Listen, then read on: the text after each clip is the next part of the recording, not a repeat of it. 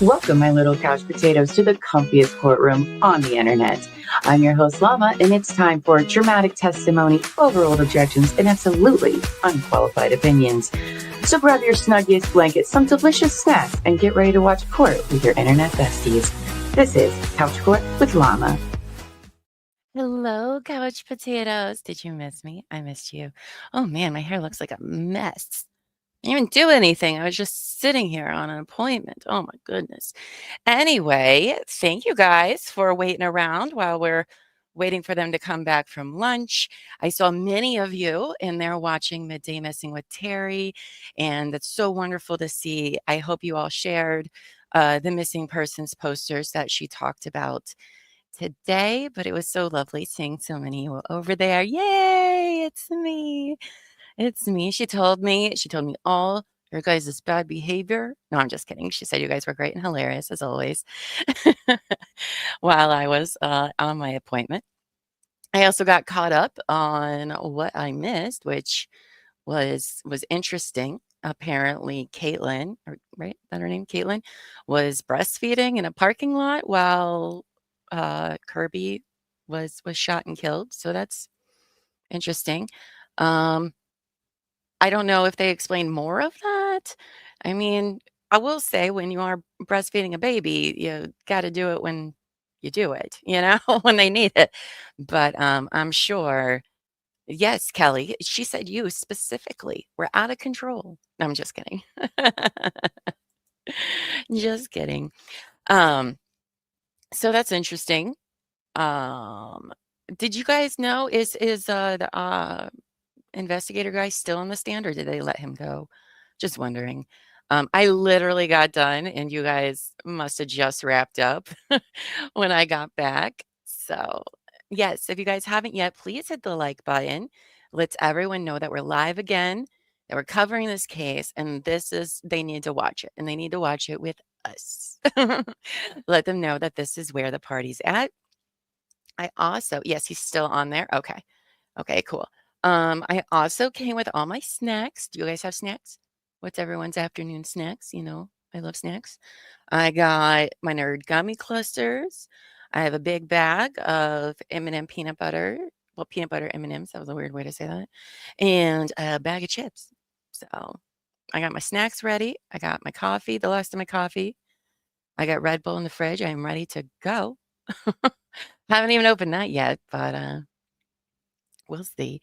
So I so far am finding this case very interesting. I know the audio is not the greatest. I mean, it doesn't seem this is a very old courtroom.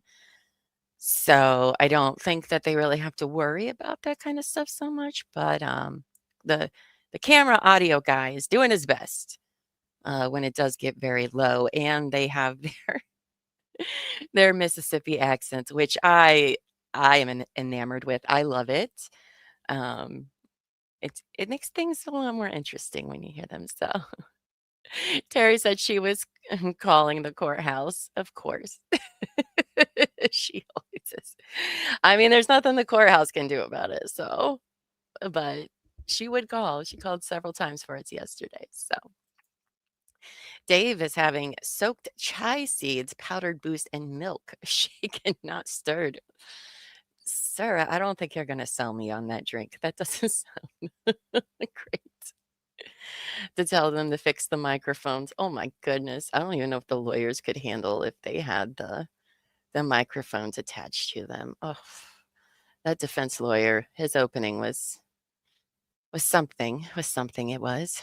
He's very soft spoken. It was weird. But here we are. It's like chocolate bubble tea. Well, you see, Dave, I do not like tea. And I especially do not like bubble tea.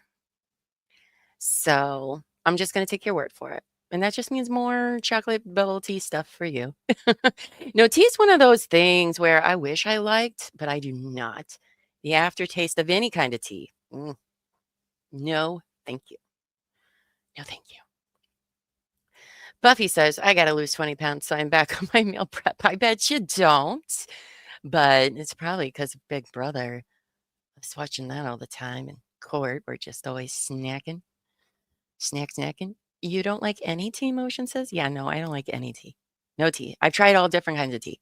Do not like tea of any kind. I can even tell. Remember, I got those like V8. I don't know if you're here for that motion, but I got these V8 like energy drinks. They were good. They were good. The mango, pineapple. I got two kinds. One was better than the other because they did use tea in them. And the one I could taste the tea aftertaste, and it's not great. The other one though, which I think was mango pineapple, I did not. And so I drank that and it was delicious. Kelly says, I only love sweet tea. Yeah, no, still can't do it. Again, it's the aftertaste. So motion doesn't like chocolate. I mean, see, we all have our things that everyone else is like, "Ah, what?" And I agree with that response to you as well. What?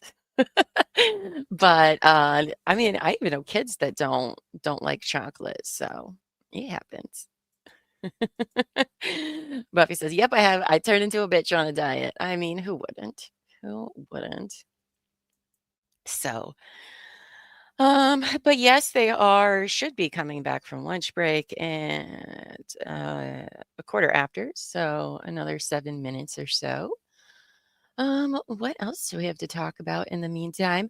Buffy did share a video. I think it was Annalisa's video in our Discord. She did cover this case before the trial.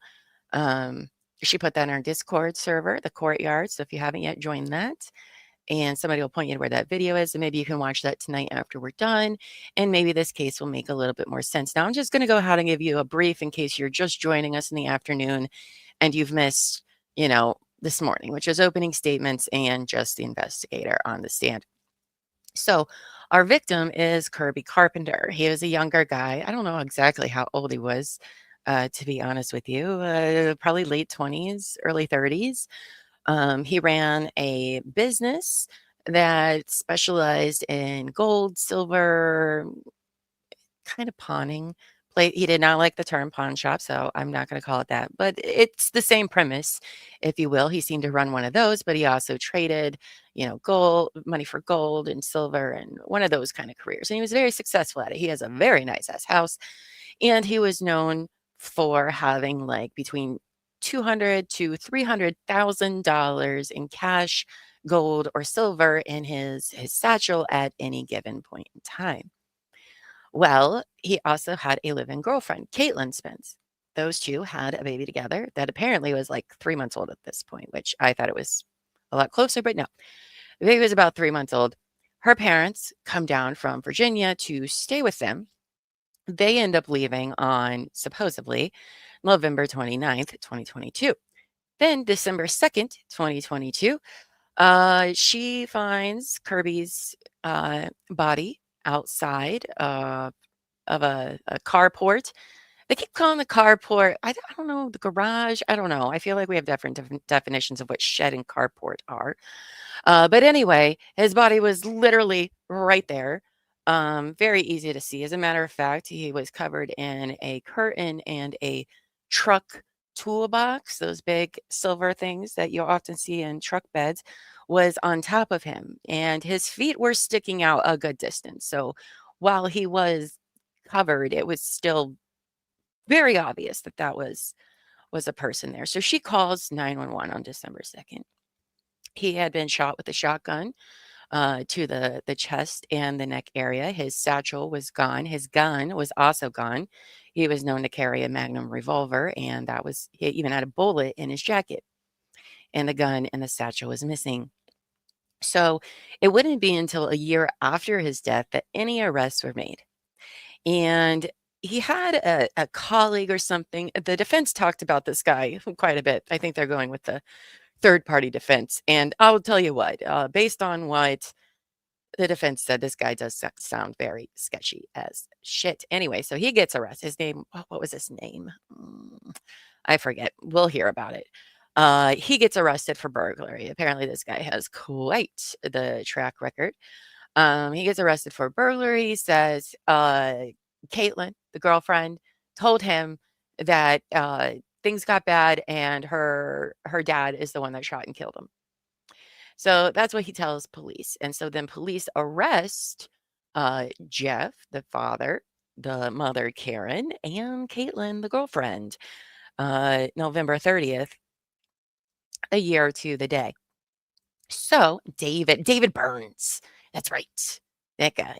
We're going to hear a lot about, and that guy's supposed to testify too. So, but okay, so the family gets arrested, the girlfriend's family.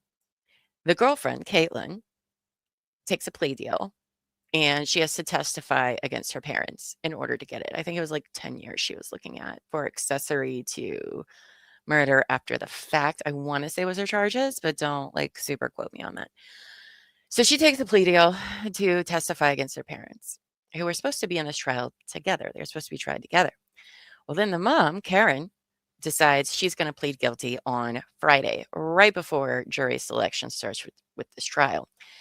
She pled guilty. I don't think she got a plea deal. She just pled guilty. And she was sentenced right then, I believe, but I don't remember what her sentence was off the top of my head. And then, so now just the dad, Jeff, is on trial. Now, I don't know much about this trial. Buffy did a little deep dive yesterday. She said that this Jeff guy is also a very shady character. Now, let me go on to say that. So during some search warrants, this is kind of what we learned in opening statements, maybe with the guy on stand. I don't know. Sorry. We learned it today that during a search warrant in some safety deposit boxes, other things, they found that Jeff had, they found some of Kirby's valuables. And Kirby's mother saw Jeff putting a bunch of stuff in his trunk, including silver that belonged to Kirby. And that's what really put this whole thing into motion as well, with the Spences being involved. There we go. See, we got a little steal, but they're not back yet. Let me make sure I unmute that. Yeah, it's unmuted.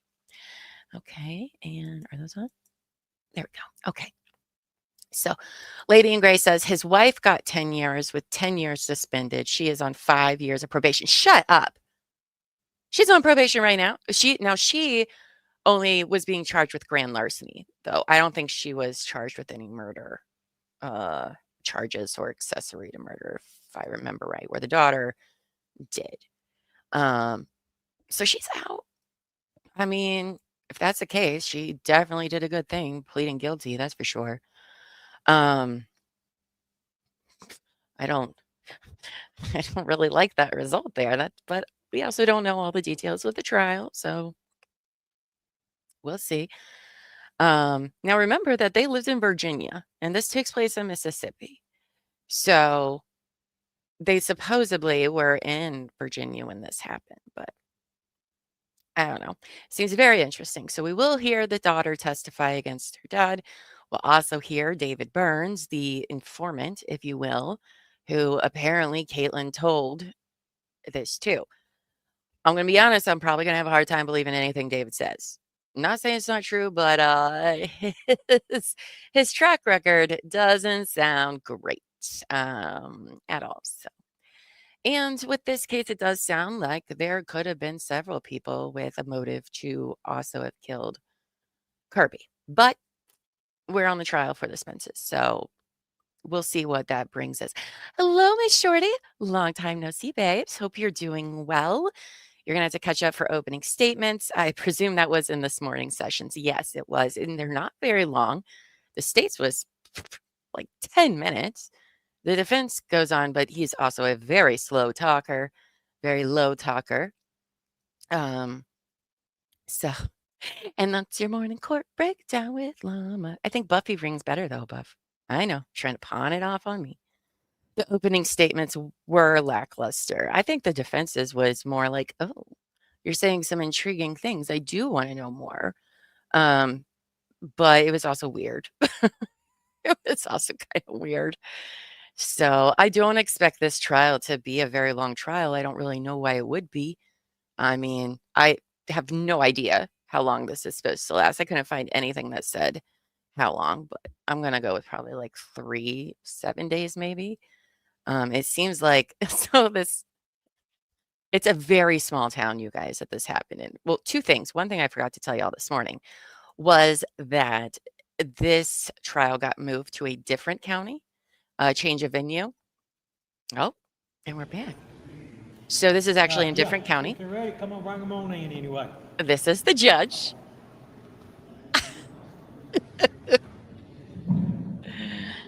He has a fun accent. He's something. Everybody has this blonde hair, and the lighting in this courtroom is like very yellow 70s. It's harsh. It's a harsh looking courtroom. But what was the other thing I was going to say? So it was that they changed the venue.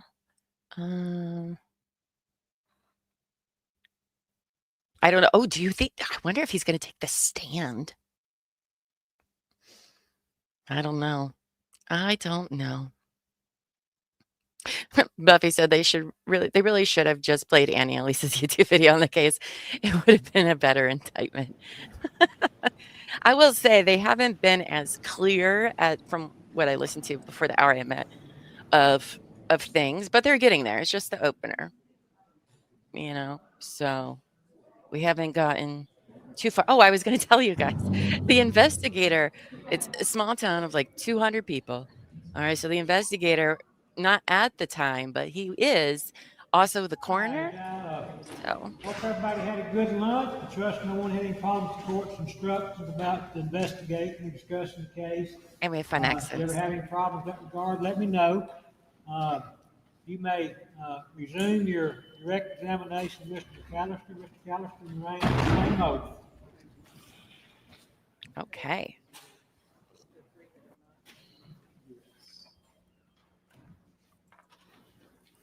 That is not McAllister. There he is.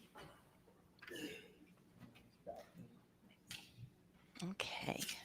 All right, before the break, we discussed the report from Scales Biolab. Where are they located? In Brandon, Mississippi. All right, do you deal with them pretty regular? We use them pretty rare. For what purpose? I love Biological samples, things like that. And what do they do? Test for DNA and other things. So if you find DNA. biological evidence on the scene, you take a sample and you'll maybe get a sample, like in this case, from Caitlin and Jeff Spence, to compare that unknown sample to two known samples. Yes. Did Are you we do still that in in this state or case? defense, Yes, we guys? did. Where do we leave You off? said the first result Sounds like was defense. somebody related to Caitlin Spence A male relative, yes. matched that spot on the stairs, correct? Yes. And did you get a search warrant for Jeff Spence's DNA? MBI did. MBI did. They did. And did they send that known sample of Jeff Spence to Scales Biolab? I believe they did. And they sent your report back? Yes. And what was the conclusion of that report? That the sample was Jeff Spence DNA. I'm sorry? The samples were positive for Jeff Spence's DNA. Okay. That's Jeff, in case there's any newbies here. Yes. That's the guy that's on trial. It's exhibit S13.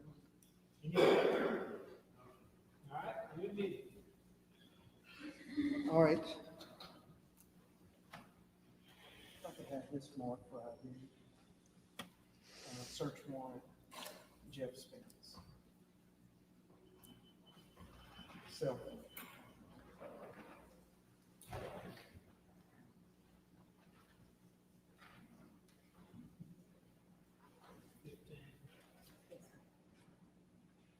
Search warrant. I can't wait for the girlfriend to testify, to be quite honest with you. I need to know why she just didn't see it. I mean, or didn't care that he was gone for a couple days, even though his truck was there. I got questions for her.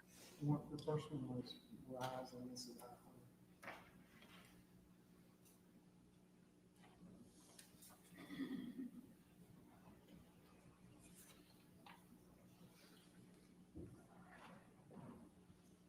And then Karen Spence, cell phone.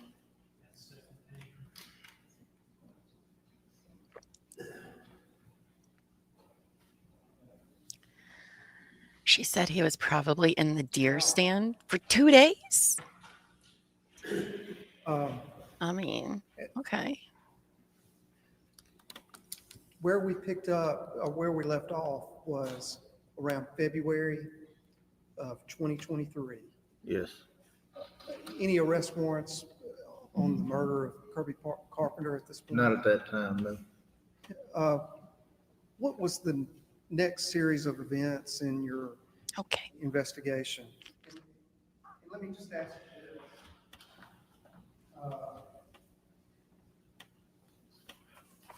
you, did you receive any anonymous information? I did. When did you receive that? I don't remember the exact date. I'm gonna try to see if I can find it, if I made a note of it or not.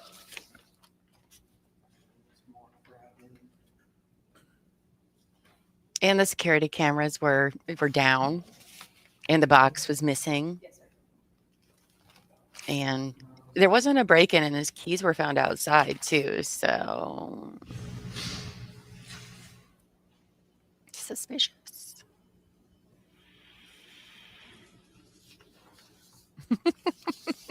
He doesn't say much.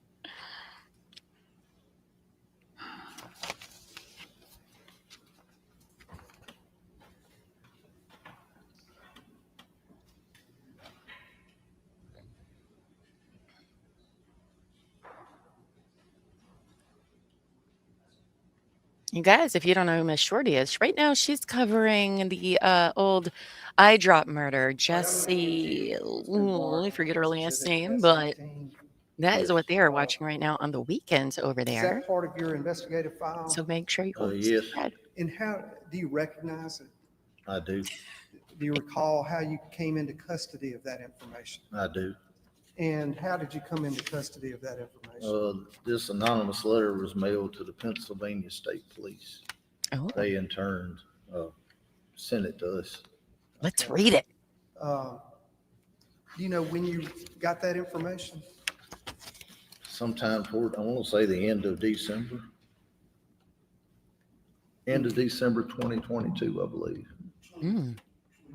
I believe that's correct. Read it to the class. Now, did you later identify where that information came from? I had a pretty good idea where it came from. All right, were you able to later confirm who that came from? Yeah, for the most part, yeah. All right, Yeah. who did that come from? From Giovanni. And his last name, Aguayo, there you go. Giovanni Aguayo. Yes. Giovanni Tell Apoyo. the jury who Giovanni Aguayo. He is married to Jeffrey and Karen Spence's other daughter, Carolyn. The As part brother. of your investigation, were you able to put together how November 29th, Giovanni. 2022. and his wife, Carolyn, over the last few years had been involved with Carolyn's father and mother, Jeffrey and Karen Spence? Oh, yeah. All right. And can you just, as part of background, explain that to the jury, their connection and relationship? Family For the too. most part, I finally started talking to Giovanni on phone and stuff like that. And he had stated that him and Jeff had had a lot of issues in the past. And Is Giovanni going to testify? I hope so. Don't tell us what Giovanni's told you, right? Mm-hmm. I think you misunderstood the question. Rephrase the question. I just want to know sort of living arrangements, how they were Thank you. connected. Were you able to figure out how Giovanni and Carolyn were connected to Karen and Jeff? Would have been in contact with each other. several years, no contact. Okay. Oh, Before that, did they live together? I believe they did at some point. Okay. For several years? I don't know exactly how long, but it's a while. And that would have been in both North Carolina and Virginia? I believe so. All right. Now then. are they going to testify? I hope so. Information that you received from in that anonymous form, the content of that, did you examine it? I did. And as far as your investigation, did it have any significance to you? It did. Let's Why? read it. It told me I was starting to look in the right place. All right. What was his name? Say it again and louder in the microphone. It told me I was starting to look in the correct place. Okay. Based on what was in that information, in the anonymous letter you received, as well as later communication with Giovanni. Yes. Okay.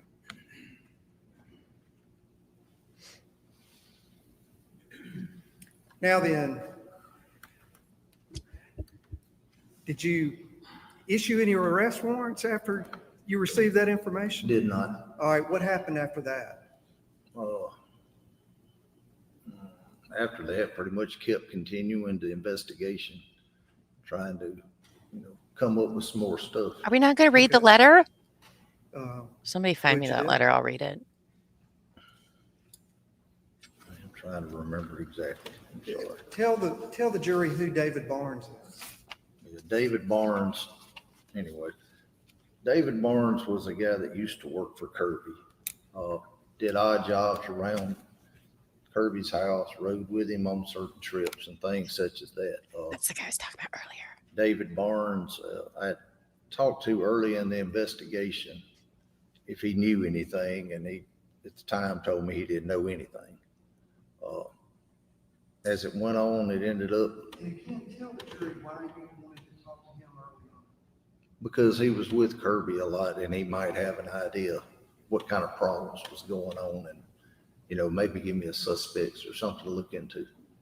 Were you able to determine whether or not they worked, that David Barnes worked for Kirby Carpenter? Yes, he did. Talk in the He did. microphone. Prior to November of 2022, did you know who David Barnes was? I did. All right, what you know about him? I've arrested him before for breaking into businesses, churches, things like that. Being a thief. That's right. He took a bunch of church money and then He set it went on to a fire. church one time, He did.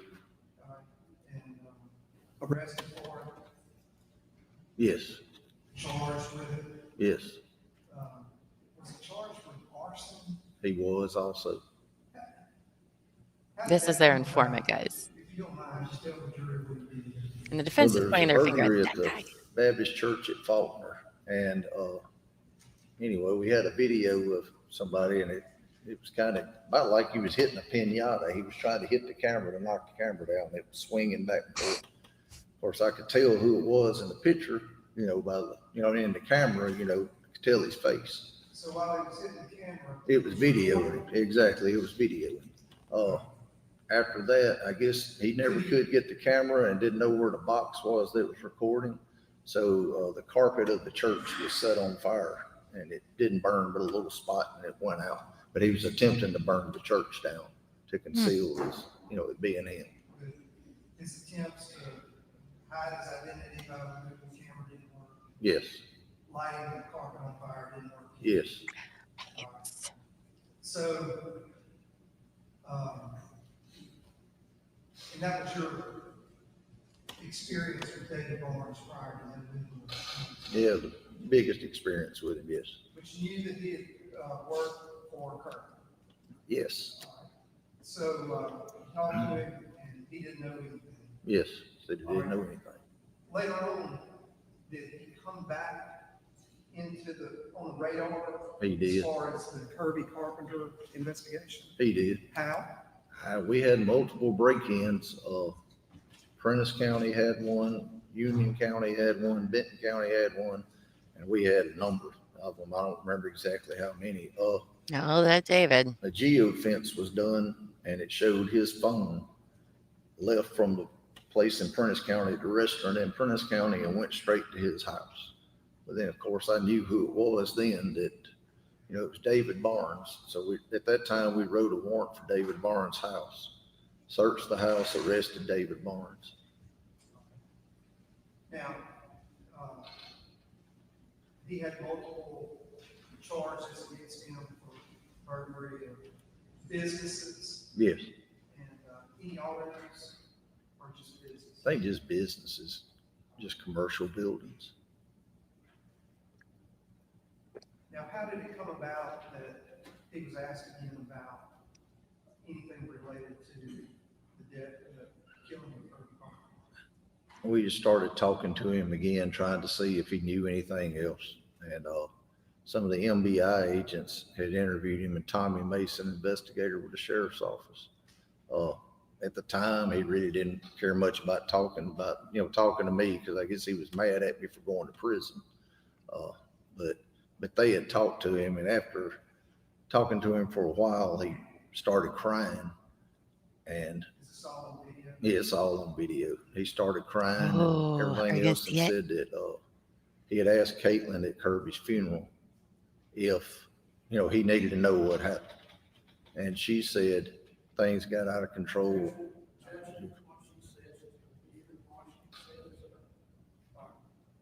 Okay, so we're I'm sorry. still in the state I questioning. interject just here, so. Yeah, don't say what Caitlin said. Gotcha. How does he not know this though? He's testified like a bunch.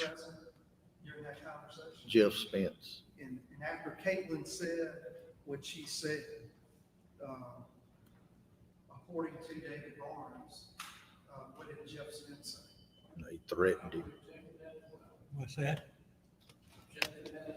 I mean, the state should know not to ask those questions, but What's that now? It's a statement against interest. Who's saying it though? Jeff Y'all, Spence. y'all don't approach anyway. oh, sidebar. I mean, one, I would think that this investigator knows you can't really be saying what somebody else said. And also, I think the state would know. He literally asked him, well, what did he say? Like, you should know. You're not supposed to do that. So that's interesting. Now, the guy they're talking about, David, as they said, worked with Kirby. David has a long rap sheet, and the defense is trying to be like, it wasn't this guy. It was definitely David that had something to do with it. And I mean, we'll see. We're going to hear from him, I guess. But I would say that seems like a realistic person to maybe point the finger at, right? Because whoever did this obviously knew him enough to know where his shit was in the house, the camera's box thing, and knew where, how to get in, whatever. Did Caitlin end up staying in the house after this? Because I wouldn't, if I was innocent, of course, knowing that somebody came in to my house, took my security system, device thing, I wouldn't be staying there. I'm curious to see, did she continue staying there? Also, Buffy, who has custody of their child? I'm assuming it's Kirby's family. That's true. Buffy said the state's going to do whatever the judge lets him get away with. I mean, that's true. That is true. Yes, she was there after. Wow. See, would you stay in a house with a newborn, only a couple of months old, after your boyfriend is shot and killed right in front? That made no sense to me. Kirby's family has the baby. Okay, good. Good. Yeah. Poor little baby. I forgot. Is it a boy or a girl? Yeah. Get in position and tell me what testimony you're offering, and then tell me your objection, okay? Your Honor, the state would submit that David Barnes told investigators A girl. that Okay. he was at the funeral. He sees Caitlin. He says, you know that you owe me an explanation for what happened. Tell me what happened. He says that Caitlin responded with, Oh, okay. Kirby, and things got out of hand, and Daddy killed Kirby. Do you know the exact? That sounds pretty much the last part. And that Jeff Spence was there, and that he says after Caitlin finishes, he says, yes, and if you tell anybody, the same thing is going to happen to you. I mean, just bring And David. what's your objection? They have flipped Caitlin. The government has flipped Caitlin. She's a witness tomorrow. The defense attorney. Oh, And Caitlin's tomorrow. Says that what David Barnes says, she never said. She says that David Barnes is a liar. Let's back up a minute. Tell me specifically, what Is he doing dumb? your objection anyway? That Caitlin has repudiated every bit of what he says and now calls him a liar. It says that she never said it and her father never said it. And I don't think that this man ought to be saying it. Bring me David Barnes. Let me talk to him. Yeah, I Not agree. this Let's bring witness. David. This witness wasn't there. So is your objection hearsay? Well, yeah, a form of hearsay, yes. And David Barnes is a subpoenaed witness in this case. These I guys are take it as a hearsay objection. That this witness is saying what somebody else said out of court. Why do you contend it's not hearsay? Your Honor, Caitlin's response is adopted by Jeff Spence, by his response. That's a statement against interest. That'd be number one. Statement against interest to who? And that's what they say about me too, motion. That's David Barnes. All right. How is, I don't question that. If David Barnes says, this is what Jeff Spence said, we don't have an issue. It's this witness saying what what David Barnes told him is what the court has a problem with. You're saying double hearsay. It's double hearsay, is what I'm saying. And you could get by one, but I'm going to sustain the objection as to hearsay as to what David Barnes told the law enforcement officer. If David Barnes wants to come in and say what Mr. Spence said or what Caitlin Spence said, he can do so. But this witness can't testify as to that. Thank you. They better bring David All right, Barnes. show the jury back in. Is everybody good? Oh, okay. That they did send the jury out because I was wondering. I was like, are they doing that in front of the jury? What is happening? I would think they would bring David Barnes in. I want to hear David Barnes. I want to hear what he has to say. Sorry, that came out of nowhere. Excuse me. Oh, I'm awake. I'm fine. I'm fine. Yeah. So those are the lawyers, guys. In case you missed the morning. This is our cast. That's the defense attorney, who I think looks like Terry Bradshaw, kind of. No diss to Terry, but he is wearing a blue and white kind of pinstripe suit. Very, very Southern to me. He's very soft spoken. They all have accents, which I love.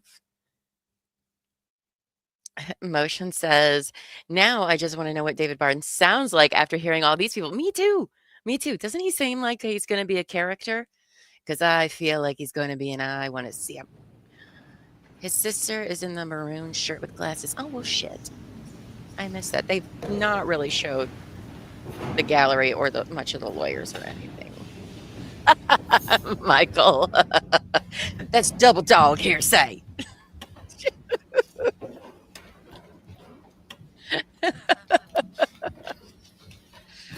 Oh. To our Southern friends, we love you, and we love this. Just by the way. When was this in 2023 that y'all were interviewing David Barnes with the cameras rolling, recording it?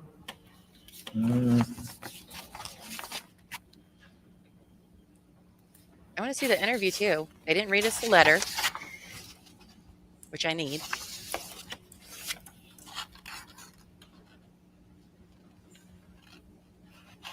November the 2nd, 2023. November of 2023 is when you interviewed him, and he gave information about communications with Caitlin Spence and Jeff Spence. Correct. Once you had prior to that, had any arrest warrants been issued? No. Okay. After that, what did y'all do? Had a meeting with the district attorney's office, and we decided it was enough probable cause to have warrants issued for all three of them. All right. That was done. What else was done? Search warrants? Search warrants. For what? At the time, the search warrants were done, the ones that I think you're talking about were done after they were arrested. Okay. I'm gonna hand you what's been marked for ID is 15, 16, and 17. I also want to What see were that these search warrants interview for? because the last couple Oh, trials we've telephones. covered, those police interviews were Did you get search warrants worst. for Jeff Spence telephone? We did, All right. And Karen Spence? yes. All right. Were you able to identify any other areas to search not in Mississippi? Yes, And where was that? Virginia, Where in Virginia? Saltville area, All right. Is that where Jeff Spence and Karen Spence lived? yes. All right. why do they keep talking about And, Pennsylvania? Confused how Pennsylvania gets involved At in that this. point in time, prior to the arrest, did you communicate with the Virginia Sheriff's Department? I did after the fact. All right. Can you tell me what they did after they received the arrest warrants for Jeff?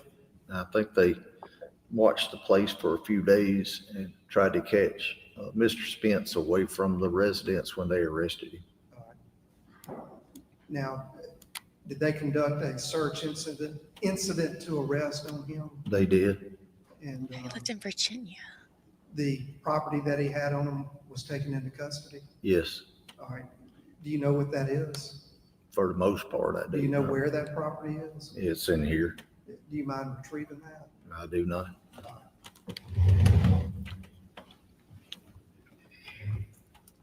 What are we retrieving? I zoned out for a second because I can't read and focus at the same time, apparently.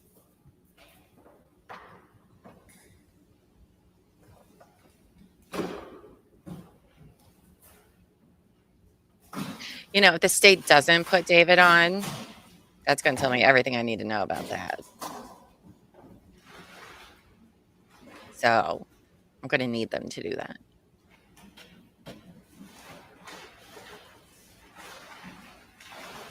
Because if they don't put him on, that means they don't really find him a good enough witness to put on and are worried about him coming on. So John, if I could have this marked for ID.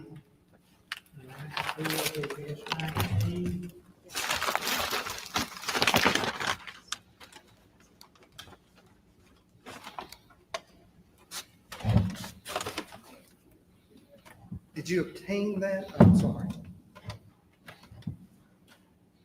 Did you obtain that from Virginia law enforcement? Yes. How? Investigator Carla Harris, Deputy Dean Kidd traveled to Virginia to bring them back when they were up there. Miss Harris transported back stuff from there. All right. Are you familiar with the contents of what was found on his person at the time he was arrested? Yes, sir, for the most part. All right. Can you tell what that is to the jury? The main thing was a lot of cash wrapped in aluminum foil. How much cash? I think 17,000 something dollars. wrapped in Wrapped in aluminum foil? aluminum foil? Wrapped in aluminum foil. Why? Um, That's weird. So at the time that he was arrested, was there a search warrant that had already been prepared for his home? No, at the time, my understanding, they had went to pick Karen up at the house. That's the time I talked to one of the Virginia officers. They had asked Karen about getting her phone. She originally said yes and gave them the code to get into her phone. Then she decided, well, maybe I needed to talk to an attorney first. So they Yes. stopped. Well, by then they had already went in and spotted bank records and things like that kind of laying around. In plain view? Yes. Okay. So then they contacted me. I emailed them the information for facts and circumstances to obtain a search warrant for the house. All right. So they executed a search on the house. Yes, From that, were any other search warrants issued by Virginia law enforcement? yes. All right. Can you detail what areas were searched besides the house? Safety deposit boxes and the storage unit. All right. How many safety deposit boxes? I think maybe 3. Okay. Do you Jeez. have, Seems like a were lot there to any me. other search warrants I don't have one. by Virginia law enforcement? The house, the storage building, the safety deposit boxes. I think that's all. Okay.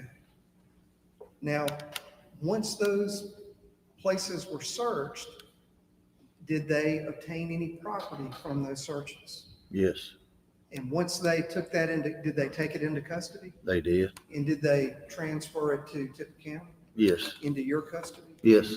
All right. If I could have this mark right in.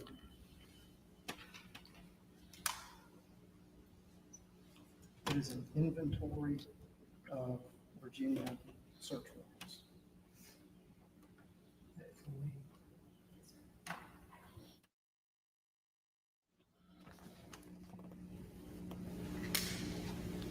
Why was the money wrapped in aluminum foil? This is going to bother me for a very long time. We thought the All right. Adelsons were weird with their money, Can you review that exhibit? but Do you recognize it? Yes, I do.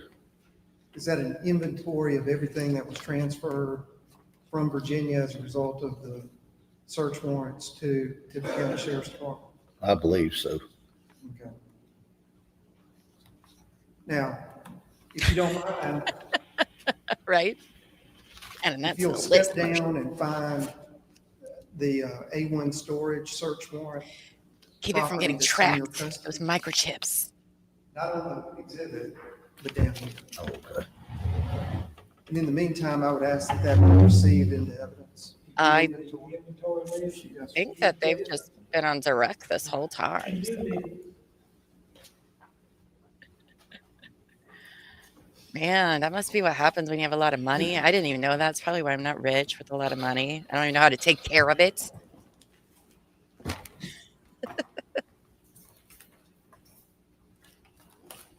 Oh, that's a big box. What's in the box? Is this a safety deposit box? Let's have a mark for ID first. These two boxes are going to be Oh, no, it's just a box. marked for identification only.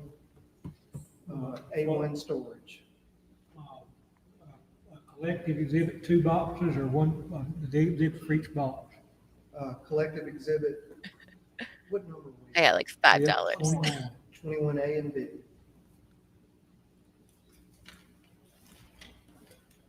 What's in the box? The money needs its own tinfoil hat.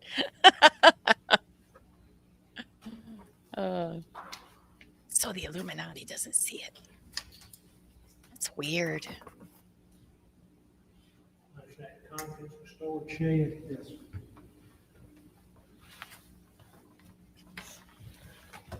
Now, just so we're clear, the contents in 21A and B. 21. You've examined the content? I have. Same condition as when Virginia transferred it to your custody.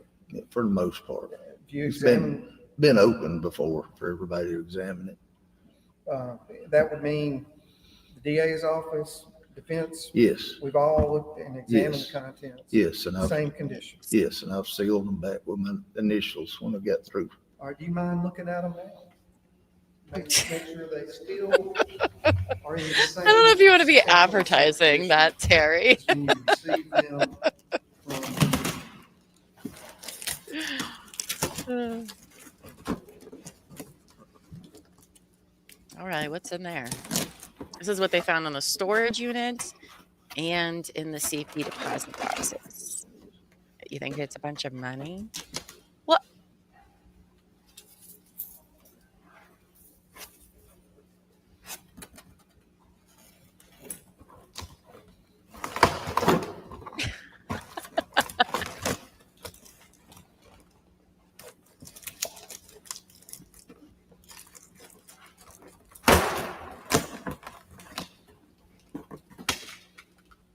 No gloves.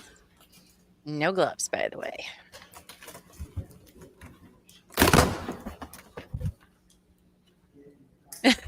Buffy says there is a $5 subscriber tier, and I can confirm she will holler at you for $5. That's true. That is true. I think that's the one where we leave voice comments. So Buffy's not wrong. Lady Grace says, I want to see, me too. They're just like leaving us hanging. There's a letter they didn't read, an interview with David we haven't seen. What is in these boxes?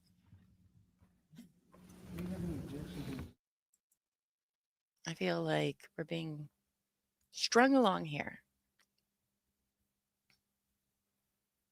And I'm curious to see if they put gloves on, to be quite honest.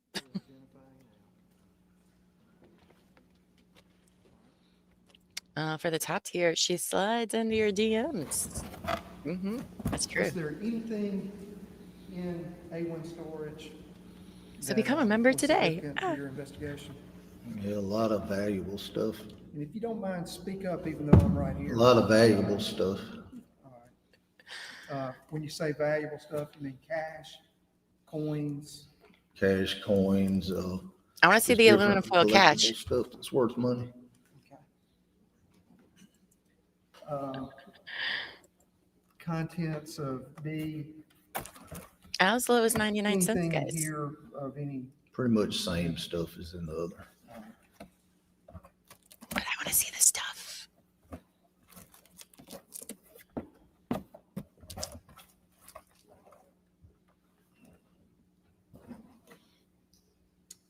Any objection to admitting the search incident? Yes. Objection. We want to see it all, please. You asked it. We have to sit through stupid evidence opening bags in every other trial. And this one, I just want to see the aluminum foil money.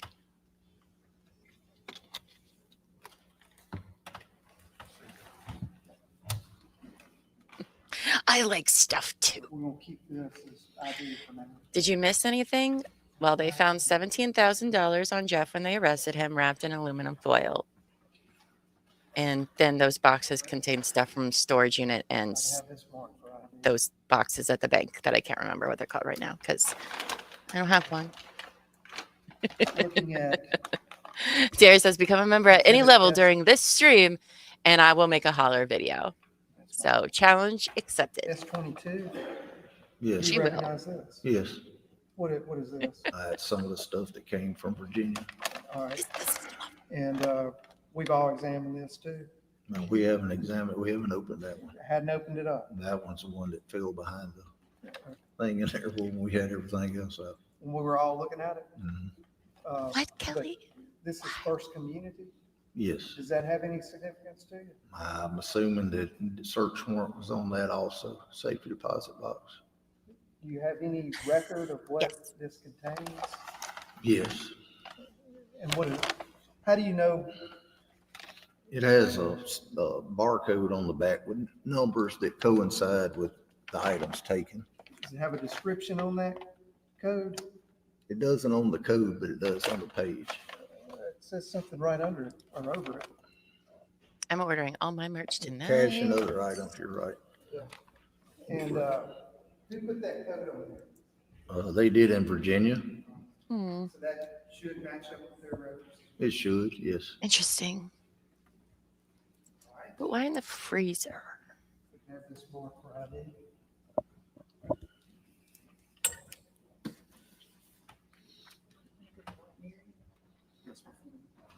It's going to be Saltville branch. They just keep saying stuff. We just got stuff. Are you familiar? I'm sorry. That's right. Those of you from our membership you giveaway, if you familiar haven't with- yet, please do send your information to This Terry exhibit S23. at tcwtmedia.com so It's got you writing on it. It does. can get your stuff that you want. Virginia wrote that, Yes.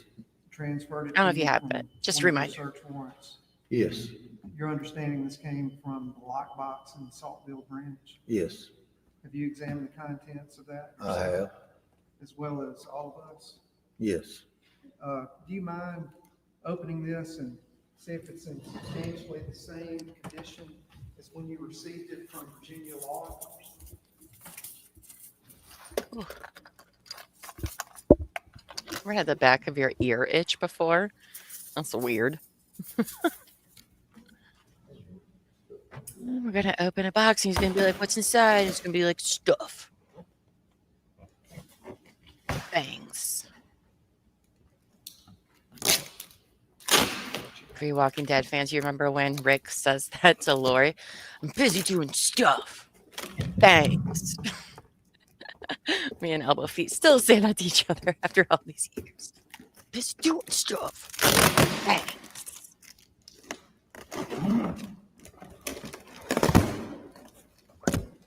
It is pretty cool. I'm not much of a hat wearer. All right. And you've examined the contents of the exhibits in Okay. that lockbox, correct? I have. All right. Oh, look at that money. Was there anything, if you don't mind, just for the record, when we open this box, can you describe how the property was marked in evidence bags? I would think They- we'd. They pretty much put a label on every one of them with a barcode that coincides with stuff on the outside of the box and what's on the wall. Okay. And so you can kind of just with your eyeball see through the clear, Hi, Simi. Welcome back. transparent evidence bag. Yes, It's just With a stuff. description and a barcode on the outside. yes. All right. Was there anything significant about the contents of S-23? A lot of cash, coins, silver, gold, a little bit of everything. Okay. That's the only box where they've told us what's in it. The other two are just stuff. So.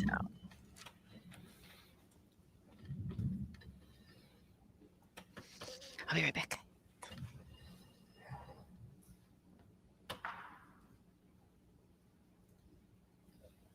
For ID. Okay, that's 24.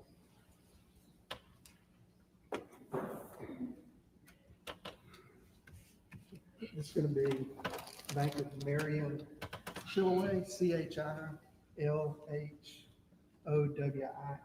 branch. Chilway branch. One more time on this down. CHILHOWIE.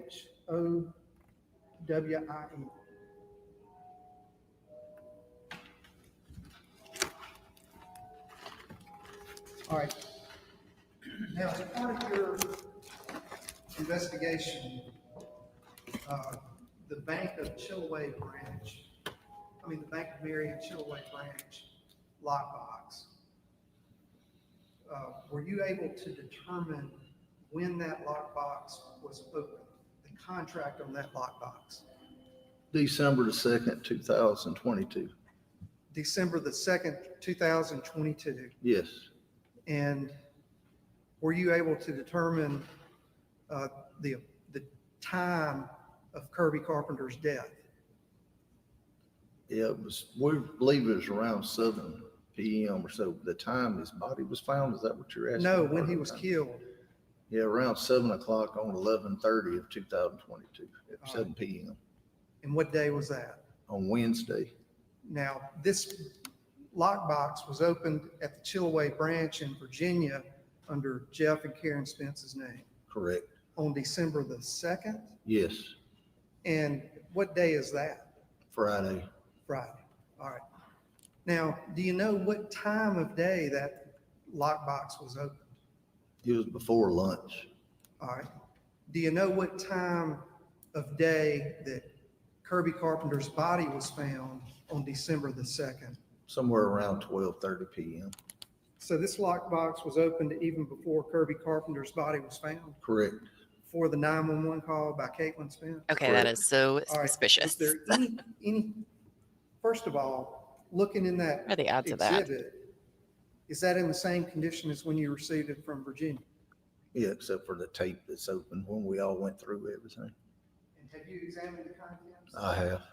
Have you examined the contents with be present as well as offense? I have.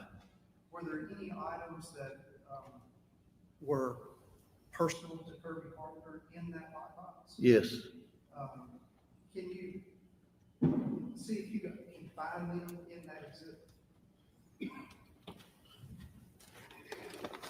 I also like how in this court we hear the church bells, unlike Mass, Massachusetts, where we just got sirens constantly. Different vibe. I like this one because it lets me know what time it is.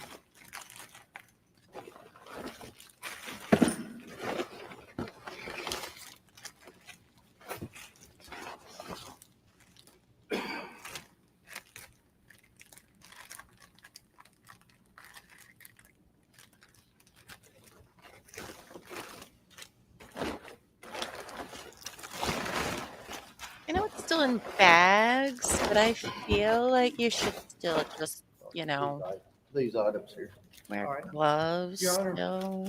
There's 2 evidence bags that are contained in that exhibit that I would ask that they each be It marked was Miss Shorty, as a yes. sub-exhibit independent. I thought it was part of the 911 call earlier, but obviously it's not. S24A and B. Yes, Your Honor. What's gonna be A and what's gonna be B?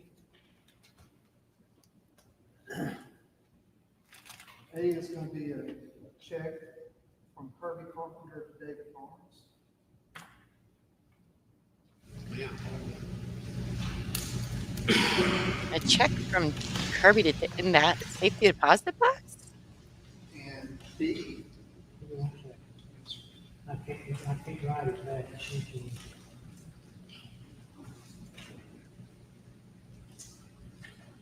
Okay. bank receipts.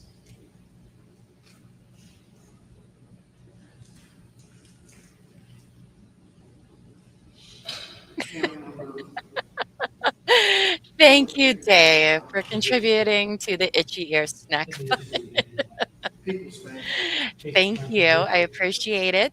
I won't dilly-dally in the store when I go snack shopping then. Thank you, Dave. I appreciate you and all your support as always. Thank you.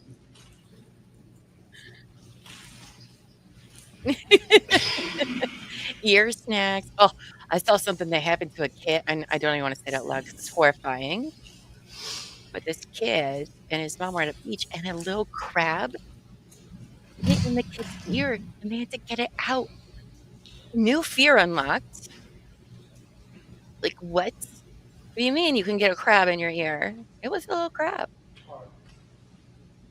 Mm-mm. I'm gonna hand you what's been marked for ID. It's S24A. Did you see that? Yeah. No, thank you. In your years of experience as an investigator, can you think of any value that check would have to Jeff Spence being in the lockbox in Virginia? A check for how much is it? $90 A $90 check from who? from Kirby Carpenter to David Barnes. Written to David Barnes. Yes. Can you think of any value that check would have in that lockbox? I wouldn't think of any value. Well, that does not look good for Jeff. Souvenir or something. A In souvenir. fact, the only value it would be to David Barnes in the amount of $90. That's it. Okay. Ooh, it's not looking good for you, Jeff. Now, Mm-mm. the exhibit S24B, was that any of the receipts contained in that exhibit important to your investigation? Yes. And what did you do when you observed the contents of that exhibit? Well, it had a receipt in here for the People's Bank, a transaction on 7/27/2022 in the amount of $5,000. All right, what kind of receipt was that? A receipt from a withdrawal. Okay, like ATM withdrawal? I think it looks to me like it was Dang, stamped. I was gonna say So you ain't getting Teller actually $5,000. stamped it That's in. what it looks like. Yes. And where was that bank? People's Bank in Ripley. All right. Do you know where that bank is located? I do. They've got Just 3 one- branches in Ripley. Okay, 3, it could have been one Could of have been three. any of the 3, yes. All right. Does People's Bank of Ripley have any banks outside of Ripley or Tippah County? Do they have a outside of Ripley's, Tippah believe it or County. not, there? If not, that's a lost opportunity. How were you able to confirm that they were from the People's Bank of Ripley? Well, it's stamped, the People's Bank of Ripley. All right. Now, in all these other exhibits, did you find any other items that you could match to People's Bank of Ripley? Yes, there were a lot of bank bands that they wrapped money with that were stamped and had People's Bank of Ripley on them. And there was also a sleeve that you put cash in that had People's Bank of Ripley on it. All right. Is that sleeve contained in that exhibit? It is, I see it. It is. Okay. So all this stuff, guys, is in the security or Clearly the safe identifiable box as a in Virginia. bank envelope from People's 10 Bank hours of away. Ripley. Yes. All right. In the bands, just in general, we're going to talk about it again tomorrow with Virginia, Yes. but Where's Virginia? just generally, how many bank bands from People's Bank of Ripley did you find? I'm not real sure. 3 or 4, I think. They're all mixed in this. Virginia must work at the bank. Were some of those bands wrapped around money? I don't remember if they were or not. I don't remember that. And then some were not? Do you know? I don't remember. Okay. Whenever I had them, they wasn't. Okay. They wasn't.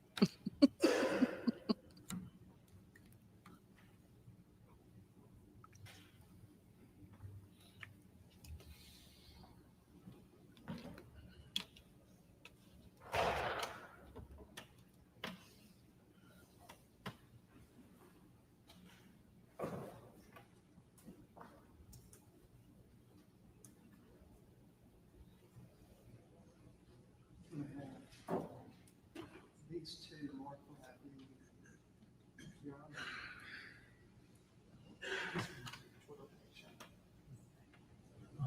Just mark it first, if you don't mind. It's gonna be 25. Whatever you want to.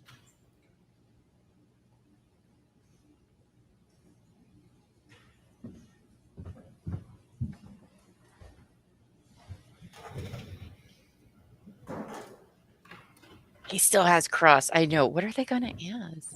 This is, by the way, this is not good for Jeff. This is all very, very bad.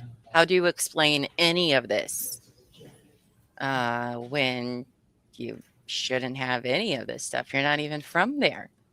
And all this stuff's a check from Kirby to David.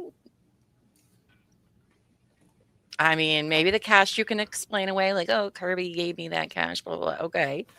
Even then, it's far-fetched. But the check, ugh.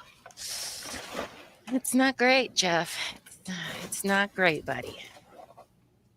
Oh, we got another box. Uh-oh. This definitely looks like a 7 box. All right. 25 and 26. That's right. All right, behind you is an exhibit 25. Yes. Behind you. Yes. Have you seen that before? I have. What is it? And 26. Yes, Is that some of the property you received from Virginia law enforcement it is. pursuant to a search warrant on Jeff Spence's home? Yes, All right.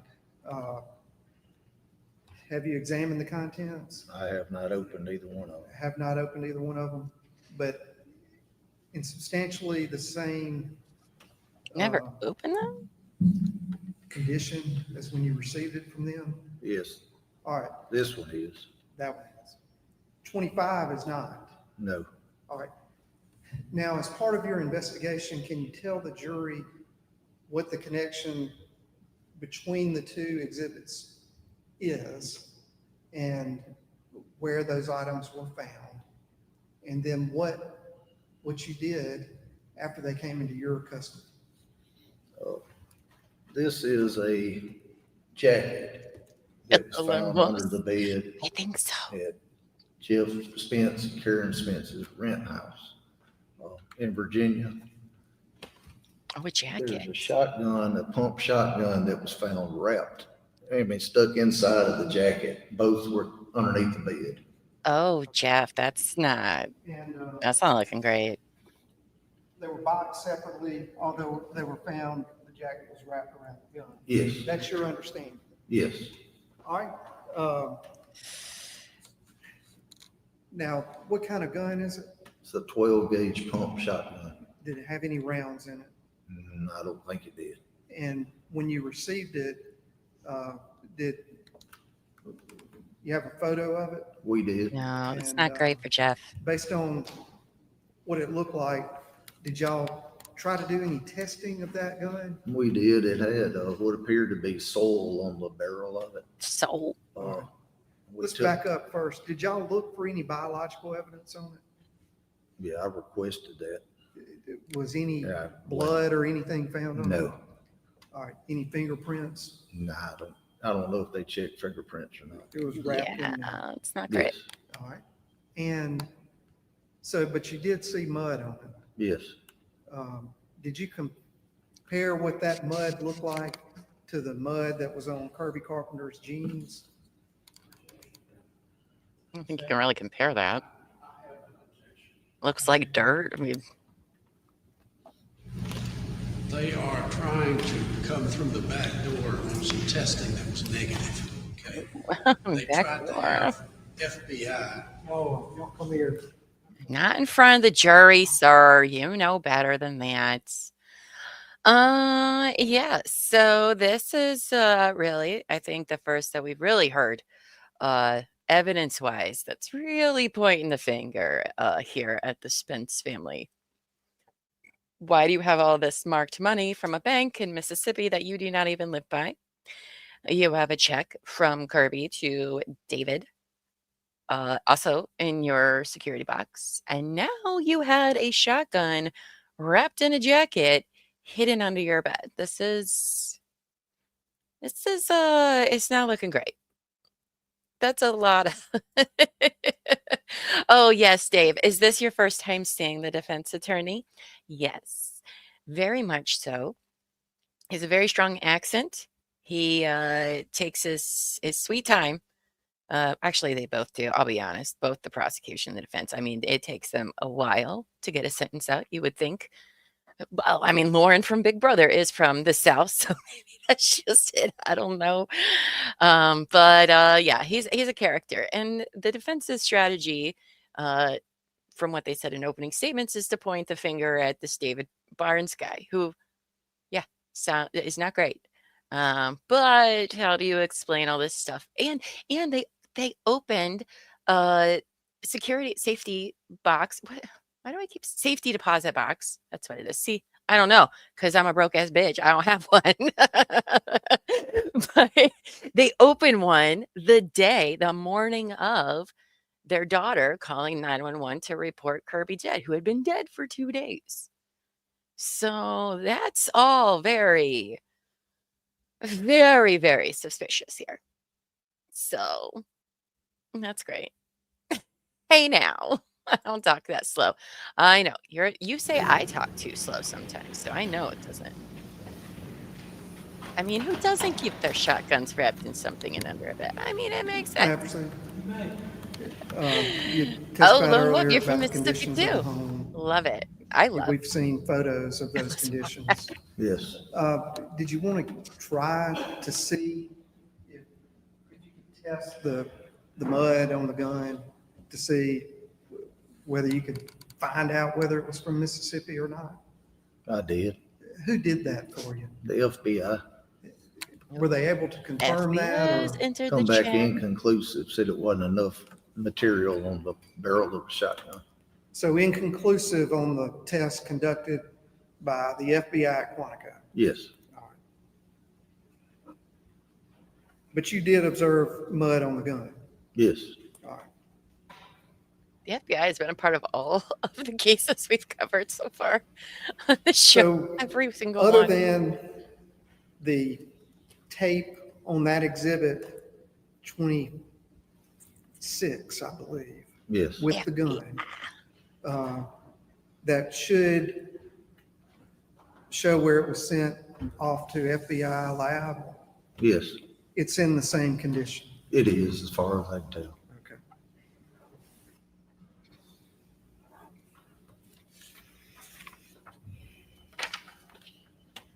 The lone wolf says in Mississippi, we only call the police when all the evidence has been stashed. Takes at least 2 days to move the stick. It checks out with this timeline, it sounds like. Why would you even keep the shotgun? These Why are would you keep the items. bank bands? Was that related to your DNA? Thank God these people are Swabs. stupid. I think it was. I think that's scales. Sent back and forth to the lab? I think so. That's what it looks like.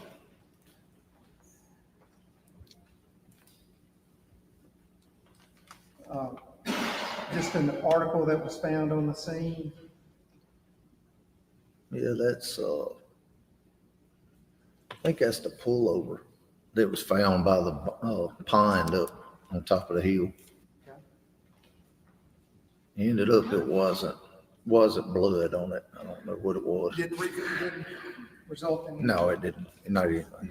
Bunch of dum-dums. This sealed evidence bag, Yes. what does that contain? Kirby's jacket, I believe. The clothing that he had on, Yes, the jacket, I think. the jacket that he had on? I believe so.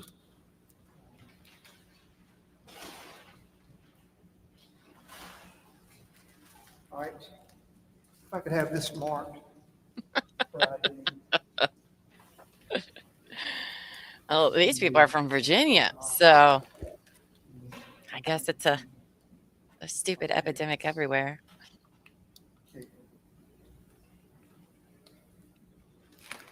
All right, the last exhibit, S27 for ID. What are the contents of this exhibit? Have you examined them before?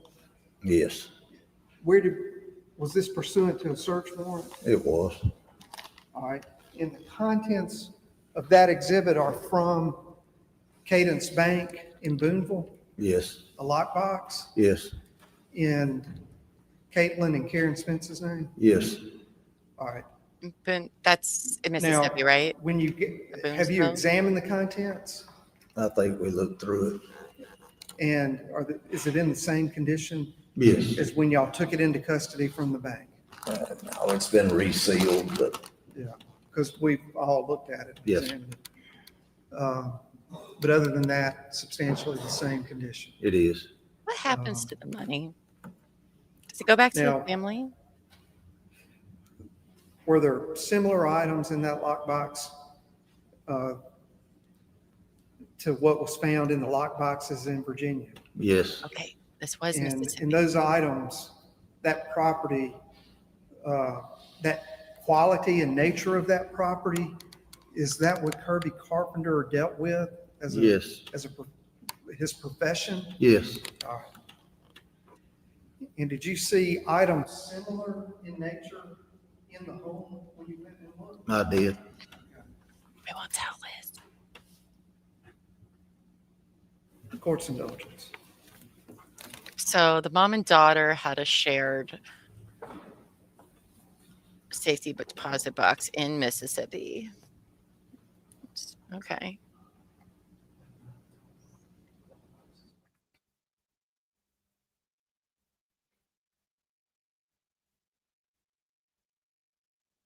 You know, I mean, again, the money they probably could have explained away. Their daughter lives down there. She could have just gave it to them. I mean, I don't believe that, but I'm just saying could be. But that check, that's not looking good. I'm assuming that check was probably in his satchel where he kept all his money and stuff. Oh, I just wanted to, the search warrants on the phones, I would ask they be received into evidence. That's going to be exhibits. The telephones, 15, 16, and 17. Two search warrants for Jeff Spence phone. Any objection? All right, that'll be admitted. 15, 16, 17. man.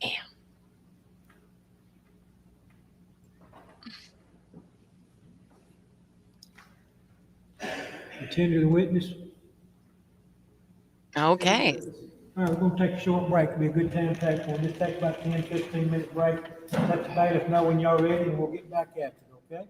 Okay. Thank you, Your Honor. So we're going to take a short little break, stretch your legs because the state has wrapped up their questioning of, I don't know what his title is, detective, I don't remember, McAllister. Anyway, investigator McAllister at the time. So that's true. She did give me a gavel. Oh, you know what I didn't do today? I did not gavel us in. So let's do that now. Boop. I forgot to do that. I like to do that before and after we've closed up the case. So, well, that was some interesting testimony. I'm a little disappointed they weren't really revealing everything that was in the boxes. So that was kind of weird. But okay, different places do different things, I guess. But for me, it's not looking good for Jeff. It's not looking good for him at all. What do you guys think?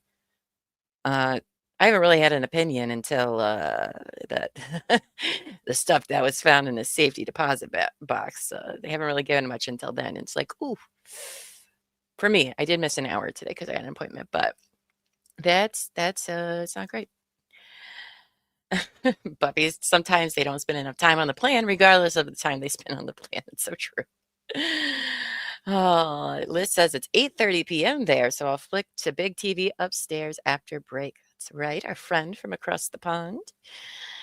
That's how dedicated she is. We got people everywhere in our chat, which I love, all over the globe. It's very awesome. So tomorrow, they did say that we're going to have Caitlin, the daughter, testifying. So I'm very interested to hear that because I have a lot of questions for her. A lot. Like, how did it take you 2 days to even call 911? Like that scene when his truck is there, he was going to the grocery store. I mean, you guys just had a kid together. And I mean, I know calling the police is hard because you're like, well, what if I'm wrong? What if I'm just being silly and it ends up not being a big deal? Like, trust me, been there recently. Okay. And yes, while it did turn out not to be a big deal, well, what if it was? What if it was? And in her case, is. And so then she calls 2 days later and apparently stays living in this house that, according to her, she doesn't know. Somebody just showed up at his house, robbed him, and shot him. And then went inside the house and the security box is missing. I would not be stepping in the house as a new mom with my new baby. That ain't happening. This is very no, doesn't make a lot of sense to me. Liz says, "Oh my God, does she testify tomorrow?" That's what the state said, and when they were arguing over hearsay and whatnot, they said that I don't think you get to phone in your questions, Llama. You don't know Mississippi's rules, Buffy. I'm just kidding. I wonder, does Buffy or Buffy does Mississippi? She's not even from Mississippi, but Buffy is now the representative of Mississippi. Do the jurors get asked questions? I don't know. We're still on our first witness. They didn't say anything about it because we didn't hear them like swear in the jury or anything yesterday. So I don't know if they do. But yes, as Terry says, better safe than sorry. And again, his truck is there. You could look in the window and see the groceries in the passenger driver's seat. So just, I don't know. And Shorty says, yes, this is all very sus indeed. And apparently they got text messages for us. I want to see David Barnes take the stand. The daughter's testifying. Giovanni, the brother-in-law who wrote this anonymous letter that they didn't read to us, which I need.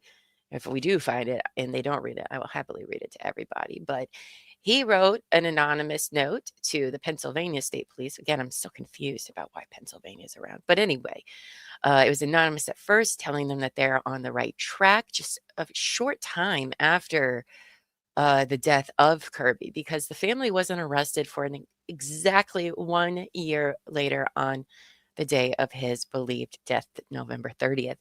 So the brother-in-law writes this letter, anonymous letter, and sends it to him in December of 2022. At least that's what I understood from what they were saying here, saying, yeah, you guys are on the right track. And apparently the brother-in-law and that sister were on no contact with this family. So I'm going to need them to take the stand too. So Terry says, I can try to phone in on your behalf. Buffy says, apparently they changed all the combinations to the safe and changed out all the doorknobs in the house. I mean, okay, that would seem like a normal thing to do, but I still don't know if I would. That's it's a huge house, you guys. It is a big old house. And just being in there by yourself with your 3 or 4 month old baby, I don't know. I don't know if I go back there. You can stay with somebody else. Forget about it. Buffy says, allegedly, everything I say is true unless it's false. Oh, you're familiar with this? I was not familiar with this case at all until Friday when I read about the mom pleading guilty, and I was like, what? And I was like, oh, this is interesting. And I didn't even know it was going to be televised till like yesterday afternoon when it popped up. And I was like, oh, okay, we're going to have to cover this trial because this sounds interesting and I have lots of questions. So here we are. Here we are. And so far it has been very interesting. And I have no idea who's on the witness list. I know Amos was looking for it last night, didn't find it. But I can't imagine the witness list for this is going to be too terribly long. I really don't think this is going to be a long case at all. Yes, Terry is headed to Finland, Austria, and Paris, and a layover in London for several weeks in October. So you guys get a whole lot of me for a couple of weeks. She will still be pre-recording her Midday Missing episodes, so there will be those to watch while she is gone. And then I will have some guest co-hosts with me for True Crime and Wine Time. We'll have the lovely Lady in Gray, who we're talking about a Tennessee case that I'm not familiar with, but she wanted to do it. Apparently it's something. And then the following week, I think Lady in Gray comes on the 9th, and then the next week, whatever that date is, I think is Cap'n. And I don't recall what case we're doing for Cap'ns. There's still like a month out, so but I will have guest co-hosts for that. And Terry said she will try to drop in when she can, but obviously there's a huge time zone difference. And now I'm sure our overseas friends are like, tell us about it. Well, we still show up, Terry. I'm just kidding. Liz says, quick question. What was her excuse for not finding him those days? I don't know. Well, I don't know. Just Buffy did a little deep dive and said that she thought he was up in a deer stand because they live in a very rural area and there's a lot of woods by their house. And so she assumed that he was in a deer stand hunting, I guess, for 2 days right by their house. I don't know. Doesn't make a lot of sense to me. I mean, I know people that go out hunting for deer. Why would you be in the stand for 2 days when it's literally right by your house? You know, some do go on camping trips, but it's usually because they don't hunt right there. So it sounds suspicious to me. Zoe, stop it. Stop making those noises. We have company. Stop it. Don't look at me. Makes me uncomfortable. Sorry. Zoe's rubbing her butt up against the chair. Ladies on the 9th. That's right. Lady is our guest on the 9th. It is going to be very interesting. I'm super jealous of Terry going to all those places, including Paris. And I can't wait to see it. I know she plans on doing a lot of live streams, I think for members. I'm not entirely sure. But I am looking forward to it. Buffy says she did call his parents looking for him, but also said he could be in the deer stand. Yeah. And so, like, they showed pictures earlier today of the body and where it was. I did click away most of the time just because YouTube doesn't really like that. But so they have like this open air carport, right? Like it doesn't have walls, it's open, but there is a roof. And Zoe stopped, and his truck was parked right there. It was locked. His body was on the ground right next to this carport thing, with a curtain and a truck toolbox, those big long metal things on top of him. There was like 2 or 3 already stacked there, and it looked like one was set on top of him. But I mean, his feet and legs were clearly sticking out from like mid calf to foot with boots. Like it was very obvious. There was a body literally right there that apparently she didn't see, even though she allegedly walked out of one of their back doors to walk up to the deer stand, I guess, and didn't see him on her way back into the house, which, I mean, surely she wasn't doing this at night, I wouldn't think, but I guess we'll hear what Caitlin has to say tomorrow, because that story, I ain't buying it. I ain't buying it. Yeah, that is crazy. It is crazy, right? No one stays at a deer stand for that many days. Exactly. When it's right behind your house, get out of here. It doesn't even make sense. Yes, Buffy did send me some video links on Facebook, which reminds me, I should, while I'm here, check and see if they work when I pull them up, because I don't have social media, so sometimes I can't see things. Because oh, it works. Okay, here, hold on, guys. We will. I'm sure the family will not mind this. Let me, while we're on break.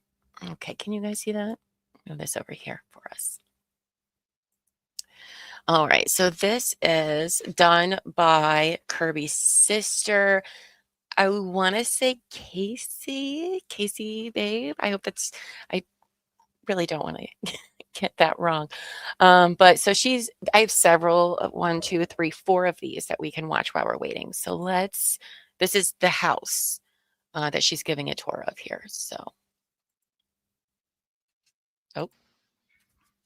This is Casey. I'm Kirby's sister, and I am going to video the path that the person living in the home with Kirby at the time he was killed says that she took on Friday morning when she was going to look for him. Currently, I'm standing in Kirby's living room.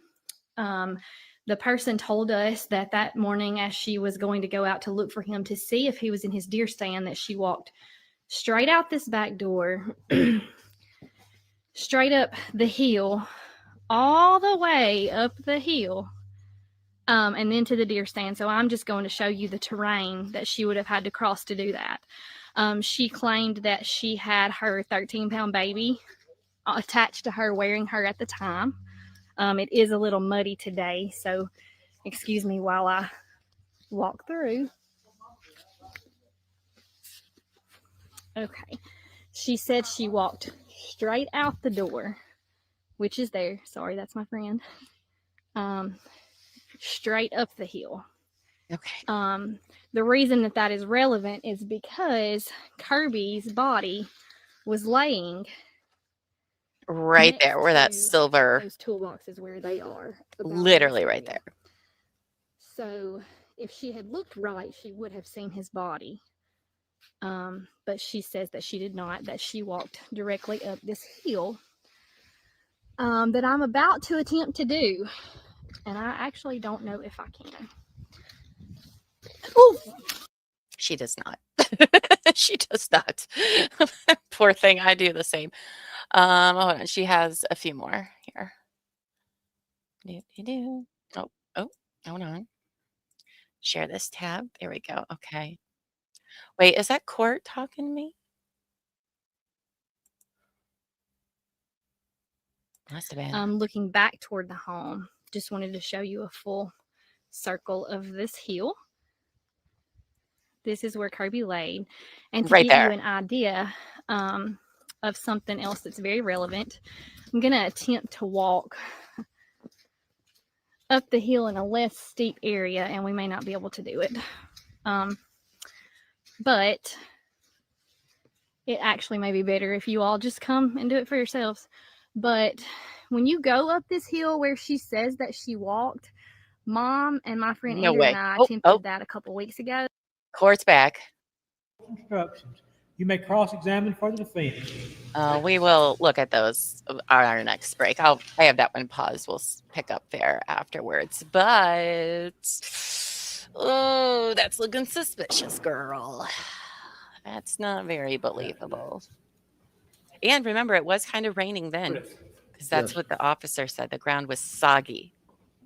You cannot say where these items came from unless the receipts you identified and the check you identified. Okay? Everything else could have bought it from me. Could have. Could have bought it from another store. Could have. Could have bought it from an auction. Could have. Did. Not probable. Do you see in box, whichever one is 302, all the auction numbers? There is some of that in there. There sure is. And that would be legitimate purchase, wouldn't it? Yes. Well, if it wasn't bought at an auction, but went and bought it from a metal dealer in Memphis or a metal dealer in Washington, D.C., you can't distinguish that, can you? I can't know. Well, I don't think he got the money or the check at an auction, though, sir. I'm asking you, who can? I don't Do know. we have him as a witness? I don't know. Agreed. Everything in all of these boxes could be the product of legitimate business and commercial dealings. Could be. And you're not saying just because they were in a lockbox, just because it had items in a lockbox, Agreed. doesn't make it illegal, does it? No. No, but it makes it suspicious as hell, sir. Isn't it true that a lot of what's here belongs to Caitlin Spence? Some of the storage unit stuff does. Matter of fact, you left a lot of storage unit stuff, or you didn't, I'm sorry. I'm not, don't mean to confuse you with Smith County, Virginia. A lot of stuff was left there. Clothing, furniture, are you aware of that? Left where? I'm sorry. In the storage unit. Oh, I don't know. It's possible. Well, Up there, I don't know. You're gonna have those people here tomorrow, right? Yes, they're supposed to be here. I'll make Oh. talk to them about that. Okay, you make sure you talk. You've got an I hate when item- lawyers do that. Kirby had a way of writing a check. He owes you money, he writes you a check, you want cash, you give him the check back and he gives you the cash. That's what I understood.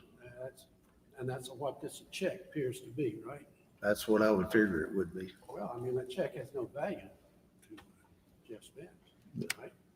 Unless he signs his name on the back and His tries to deposit for his possession of it phone. could be nothing more than an inadvertent grab of something on a legitimate business deal.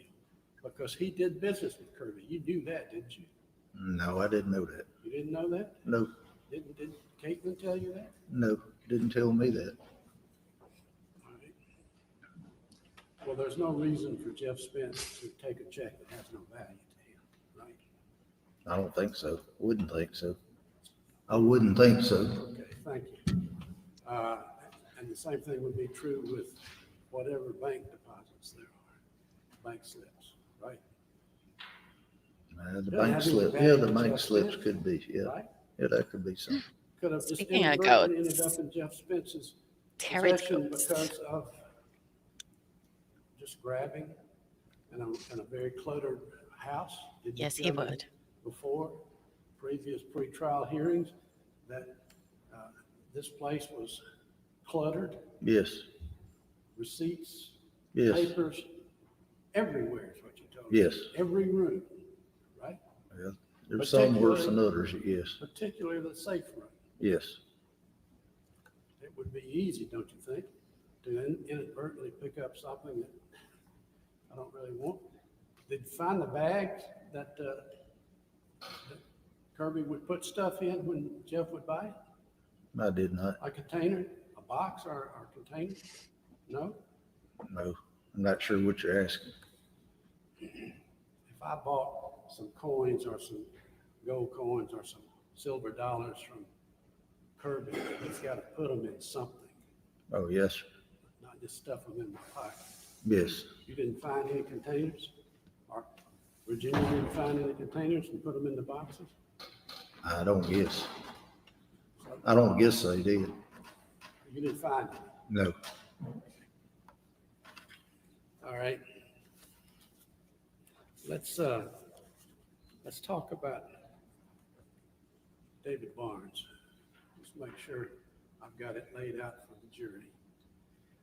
David Barnes got in trouble some number of years ago. Yes, And because of the trouble that he got into some number of years ago, he is facing what we call the big habitual in Mississippi.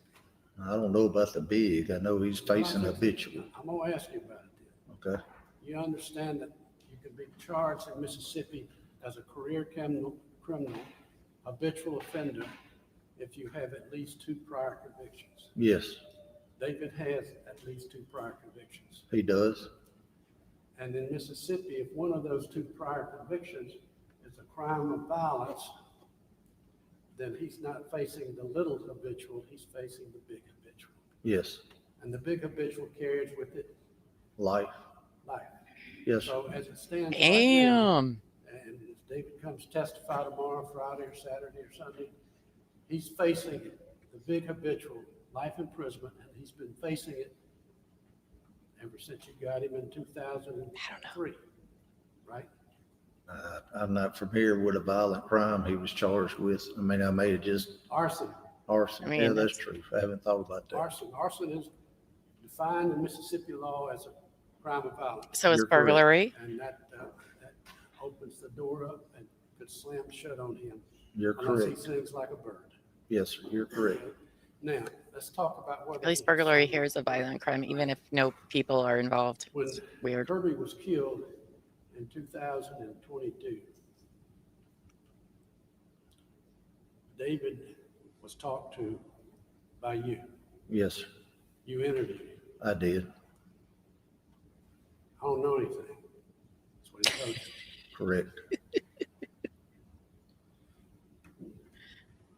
You then, in 2023, brought him in again. Talked to him again about the same topic. Yes, sir. And he told you, I don't know anything. Right? I don't remember talking to him 3 times, You but talked to him twice in 23, Chris, and you talked to him I once in may 22. have. I may have. Okay. Told you a second time, I don't know anything. I don't have anything to tell you, right? I guess, yeah. And then. This guy's so over after today. investigating 4 burglaries in Faulkner, and I don't know the other places, I forget. 4 businesses in Tippah County, and lo and behold, it's the career criminal at it again. And you brought him in on November the 2nd or 3rd of 2023. And he'd had enough, and he wanted to come up with something that would help you, right? I don't know that. Well, that's when he started telling you about this funeral It's business. a fair argument. He told MBI and Tommy Mason about it. He didn't tell me. He told the investigative The team. investigators, yes. He told the investigative team, guess what I've got for you? Coming this fall. You know, he had an opportunity in December of 22 to say it. Once earlier in 23, a second time in 23, and only after he got arrested and he knows he's facing life, as he comes up with a story, right? He'd come up with it after he was arrested, but I don't think that was the reason he told it. Y'all arrested him in November of 23, right? Yes, And that's when he came up with the story about the funeral home site. that's correct. I mean, it's not a good look for Mr. Barnes. You've been working on this case since December of 22, right? Yes, Still investigating it, right? for the most part, yeah, but not You- going over stuff. Well, you're the case agent, or you told me once before you're the case agent. I am. You're still the case agent. Right? Yes, sir. And you know that Caitlin Spence has recently given a statement saying to y'all, when I say y'all, I mean the investigative team, Y'all. that what David Barnes says was said in the funeral home is a lie. That's correct. So you've got one witness saying X, and another witness saying, no, it's not X, it's Y. No, it's not true. You've got competing witnesses. Am I right? Yes, sir, you're Who correct. do we believe? Who do we believe? I believe David. You believe David? I'm going to need to I see do. and hear from David myself, though, No. before You I believe put David any trust in spite him. of the circumstances where he makes a statement telling you for over a year that he didn't know anything. Yeah, if you watch the video, I've Let's- watched every day. let's play it. Every daggone. based on his video, I believe he's telling the truth. I need to see it. Telling the truth in his videos about Kirby's meth deal. I don't know. I've never heard You of just said that you thought he before. was telling the truth. You think he was telling the truth about that Kirby's meth dealing? I don't know. I mean, I've never heard that on Kirby. Never. You heard it from David? Well, yeah, I heard it during his testimony that time. You heard it in your. Oh, so we're picking and choosing what we're about 10 believing from the videos. informant. Every one of them. Yes, sir. And he talks about meth dealing, right? He talks about gun dealing, right? I believe I remember the gun dealing part. Yeah. Stolen guns, right? Yes, He talks about pills, right? yes, So he's telling you that Kirby was a drug dealer, not just a businessman, a drug dealer, right? I guess. Come on, Chris. Should I guess? Is that the best you can do? That's a weird answer, sir. I will say that. You guessed I it. mean, He or that's did what he he's not say saying. that? So, Okay. Now, that does not mean that's true because it's David we're talking about here. So, David also gives you several instances of Kirby's living a life of high risk and danger, right? And he talked about the meth dealers in the parking lot, the meth buyers, the buyers in the parking lot of his pawn shop. You remember that? I actually don't. You remember him talking about the Memphis gang coming after him? No, I don't. How about Ray Palmer? Ray Palmer, the liquor store buyer who was disgruntled and mad as hell about it. Yeah, they had problems over money with the liquor store. Say it again. They had problems with money over the liquor store. Well, to the point that Palmer wanted some relief and Kirby wouldn't give it to him. You realize that, right, Jim? Yeah, I know they'd been arguing about it. How about, you know who David Hancock is, don't you? Yes, You've seen Kirby's note that he wrote about David Hancock's phone call to him? yes. no, read it. Tell us. You want to tell these folks what it said? Basically, he wrote a note that he had threatened his life. Who is he? David Hancock is who Kirby said. Not only that. Kirby wrote a whole ass note. He threatened to shoot him in the face, didn't he? I think that's correct. And if that didn't work, he threatened to haul him out in the street and rip him, and Hancock and his friends were going to beat him to death.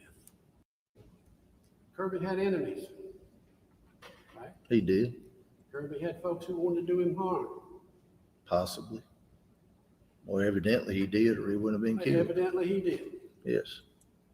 It's not just possible. Evidently he did. Do you know of other instances of threats to Kirby? I don't. How about attempts on his life? No, How about his stepbrother shooting at him? I don't know nothing about that. You don't know anything about that? I do not.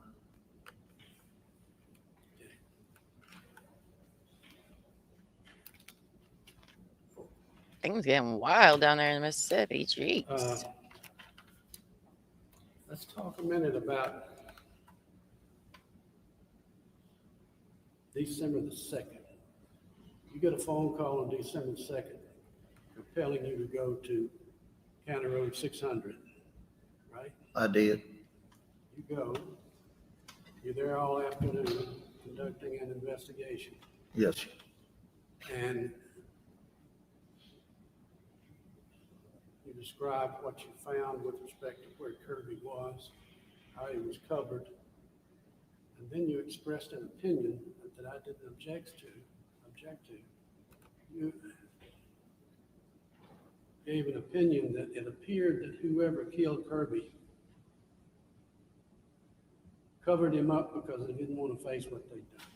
Correct. Like to you, did it look like it was an act of passion? I don't know. It's possible, but I don't know. Well, if somebody was going to cover him up so they didn't have to see him, wouldn't that imply that, in your opinion, that culprit that killed him was going to be around? Yes. Well, who lived in the house? At the time, Caitlin, and prior to that was Jeff and Karen. Well, what we know from your investigation that Jeff and Karen went back to Virginia on November the 29th. That's what Caitlin said. Well, do you have anything to contradict that? The phone was turned off during the time frame in question. Of course it was. Jill's phone was not working for the most part. Well, Karen's Never phone was questioned. working fine. Yeah, but that doesn't mean Jeff was with her.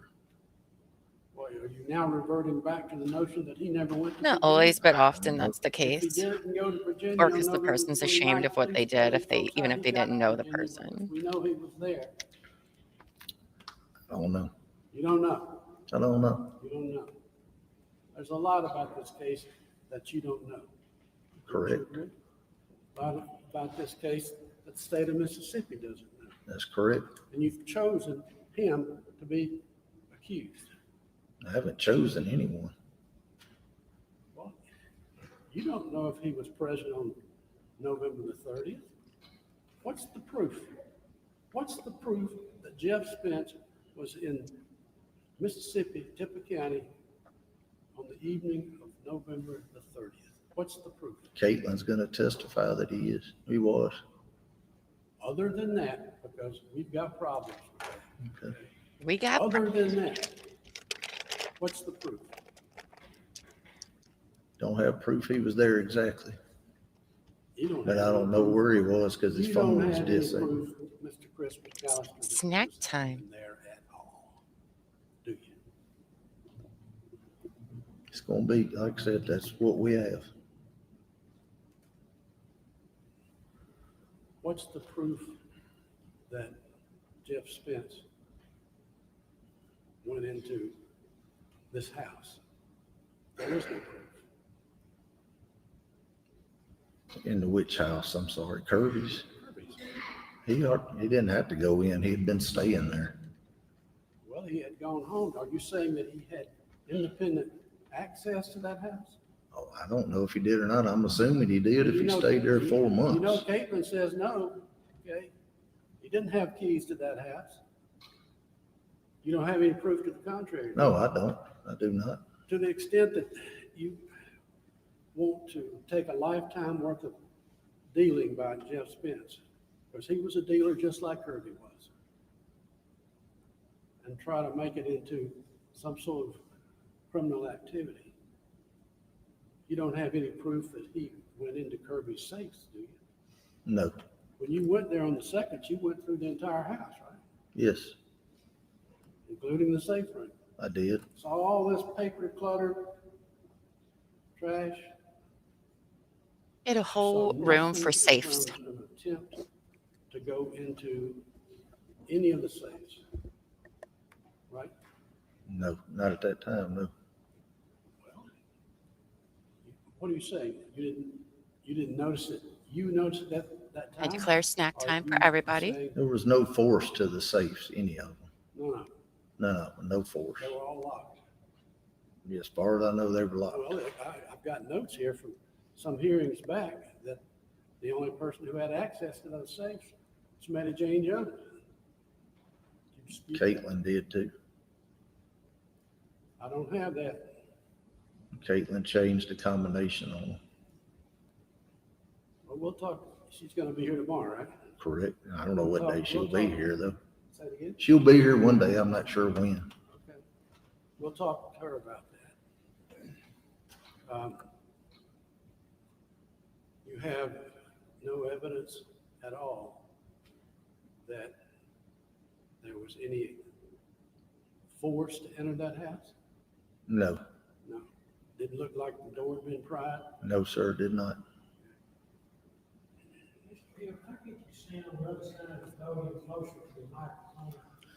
I'm sorry.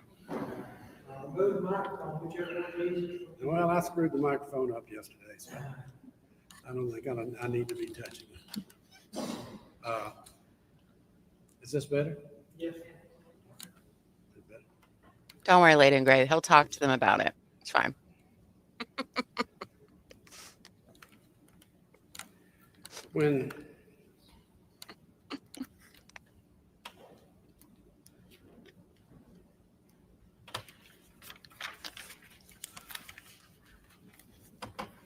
When you were investigating what went on at the evening of November the 30th, that's what y'all think it is anyway.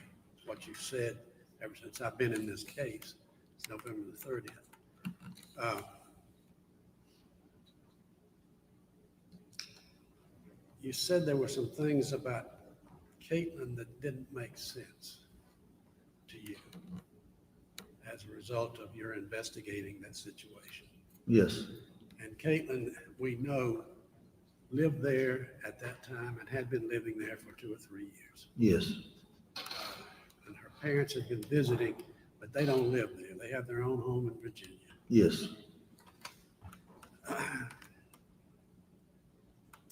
There were some other things about Caitlin's response to your investigation that you found questionable. Am I right? yes, I think. Who would have knowledge of where the surveillance system was all connected? It's anyone that had access to the home. Well, just because I have access to my daughter's house doesn't mean I know anything about all of her technology. Same would be true for just about anybody. Sure, they were there for 4 You months, don't though. know of any evidence that would indicate that Jeff Spence had any knowledge about surveillance system, do you? No evidence to show that, no, but he had access to it. I know you have an opinion, but you don't have any evidence. No, Okay. Who would have access to this little technological device that they found behind a box somewhere on February the 3rd? anybody that was staying in the house. If they knew where it was, right? I'm assuming. We were told to look the place that I would think it logically was, which was up there behind the TV in the living room. Yeah. So It was not there. it was not there. It was behind boxes in the safe room amongst all the clutter, right? That's correct. And whatever else was awry with respect to the surveillance system or the technology systems in that house. Anything else? Not that I'm aware of, no. And didn't you say something about when Caitlin gave a statement on December the 2nd that she talked about climbing a particular hill? Yes, And you found that to be highly questionable, didn't you? yes. We did too. We want to describe for the jury why we find it highly questionable. I agree. Probably a church across the street. I've been there. I've seen the house. I've been in the house. And I have seen that hill. And tell the jury why you find it highly questionable. I wouldn't even try to go up it. Why? It's very steep. It's more or less, it'd be described more to me like a small mountain instead of a hill. And it's the incline is basically just slightly off from straight up. Yes, And isn't it, this is behind Jeff's house, behind Kirby's house. And as you try to go up that hill, that hillside is covered with sapling pine trees. It is. When I say covered, I don't mean one here and one over there. It's just, you have. Ain't no way she did that. Right? Once No you way. start going up, it looked like it had a lot of trees and bushes and things. Oh, Miss Shorty, thank you That's for the what super Caitlin sticker. says I that she appreciate was you. doing Friday Thanks, morning, babe. November the 2nd, You're before so she sweet. Thank you found for your support. Kirby. Correct. And you For my found that snack to be phone. highly questionable, You definitely. right? Playing that running Had uphill song access to from her phone. You have Stranger access to Things. What's her name? Kirby's phone. And from my previous talks with you in situations like this, Where is? you conceded that Kirby and Caitlin were not on good terms. They argued a lot. They verbally fought a lot. Yes. And I think the word that you used the last Let's time give I us was a asking while. you questions is that their relationship at best was rocky. Yes. Am I quoting you? As I rocky think as that's that correct. hill. Oh, I think my little llama's home. Do you know the source of And carrying a baby. their animosity between each I'll be other? right back. It is my little I do llama. not. Didn't Kirby have a reputation in the community, not just as a drug dealer, not just as a coin dealer, but also a reputation for, I come home when I get good and ready? Yeah, I think the last. from what I can gather from her. Well, in my Yeah. notes that I have here laying in front of me. Yeah.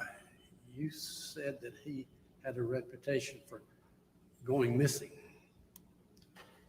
In other words, see him this morning, but may not see him for 2 or 3 days.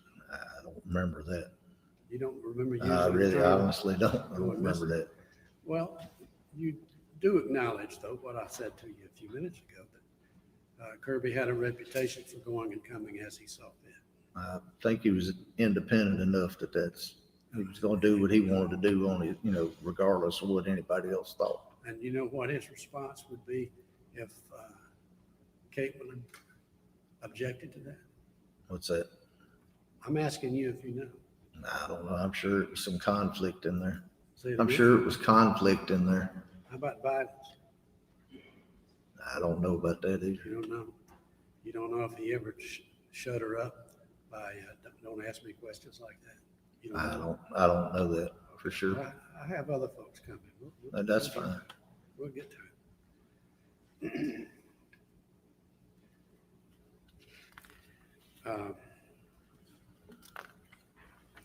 We have in front of you.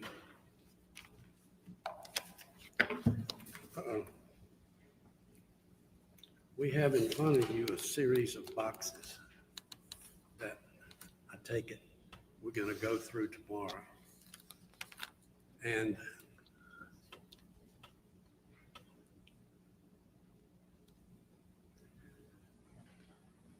we have warrants that get us into where this information came from. Yes. But just so the jury understands, just what's in these boxes today doesn't mean what was in the bank boxes when they were opened. You know what I'm saying? I don't. The product of the searches that were done in Virginia are in these boxes. But those searches were like in 2023 or 24. 2023, I think. 23? I think that's right. Well, we've got a storage unit here that was opened as Caitlin came back to North Carolina. That's what the storage unit was for, to accommodate her stuff. And we have bank boxes from 2 other, we have cardboard boxes here from 2 other bank boxes. And they were opened in late 22. Okay. Just because they contained all this stuff a year later doesn't mean that those items went into those bank boxes on the day that they were opened. I'm correct about Yeah, that. you're correct. You can't prove otherwise. No, I can't. In other words, if I open a bank box today, I could be doing it simply in anticipation of needing it over the next few months. Correct. And I could be putting stuff in there as I'm accumulating it. Correct. And we know from the bank records that after both of these bank boxes were opened, that Jeff Spence, over the course of 2023, went back into each of them multiple times.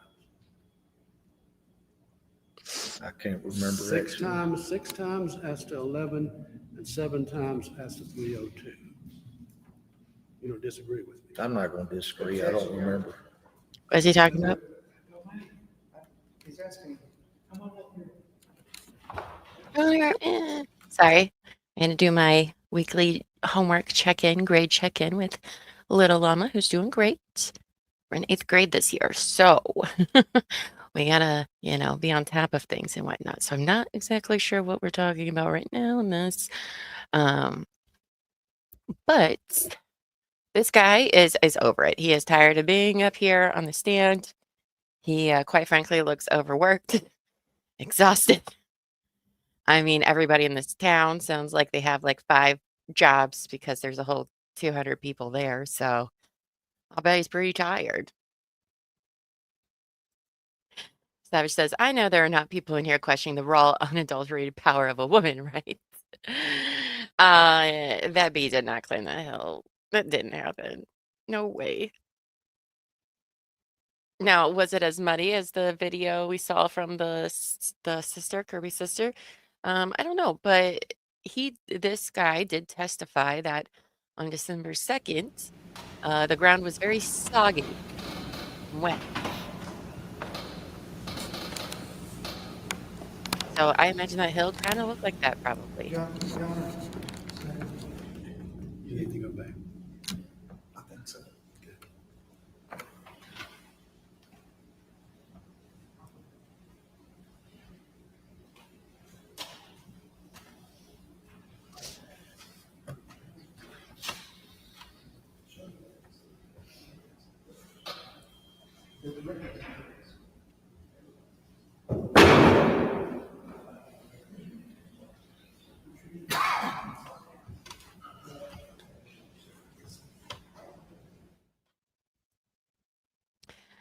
But he says, I am when there's a baby involved. She's not climbing that knowing she could fall on the baby. Yeah, no way.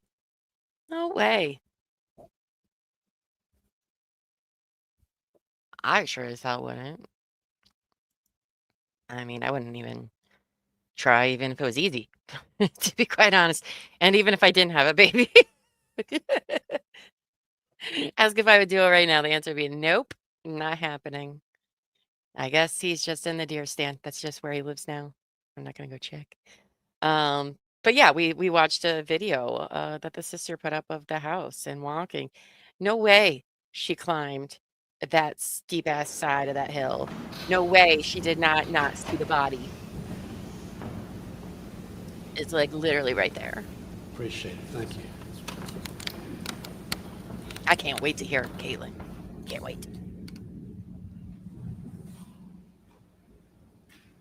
I'm not recalling now what my last question was. So Oh my if you God, don't sir. recall, I'll just move on. Did you recall?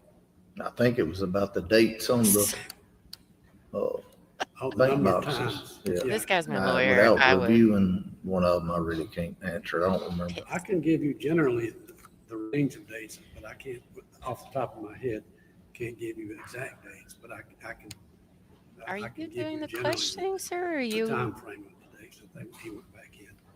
But I'll move on, Judge. I'll move on. Okay.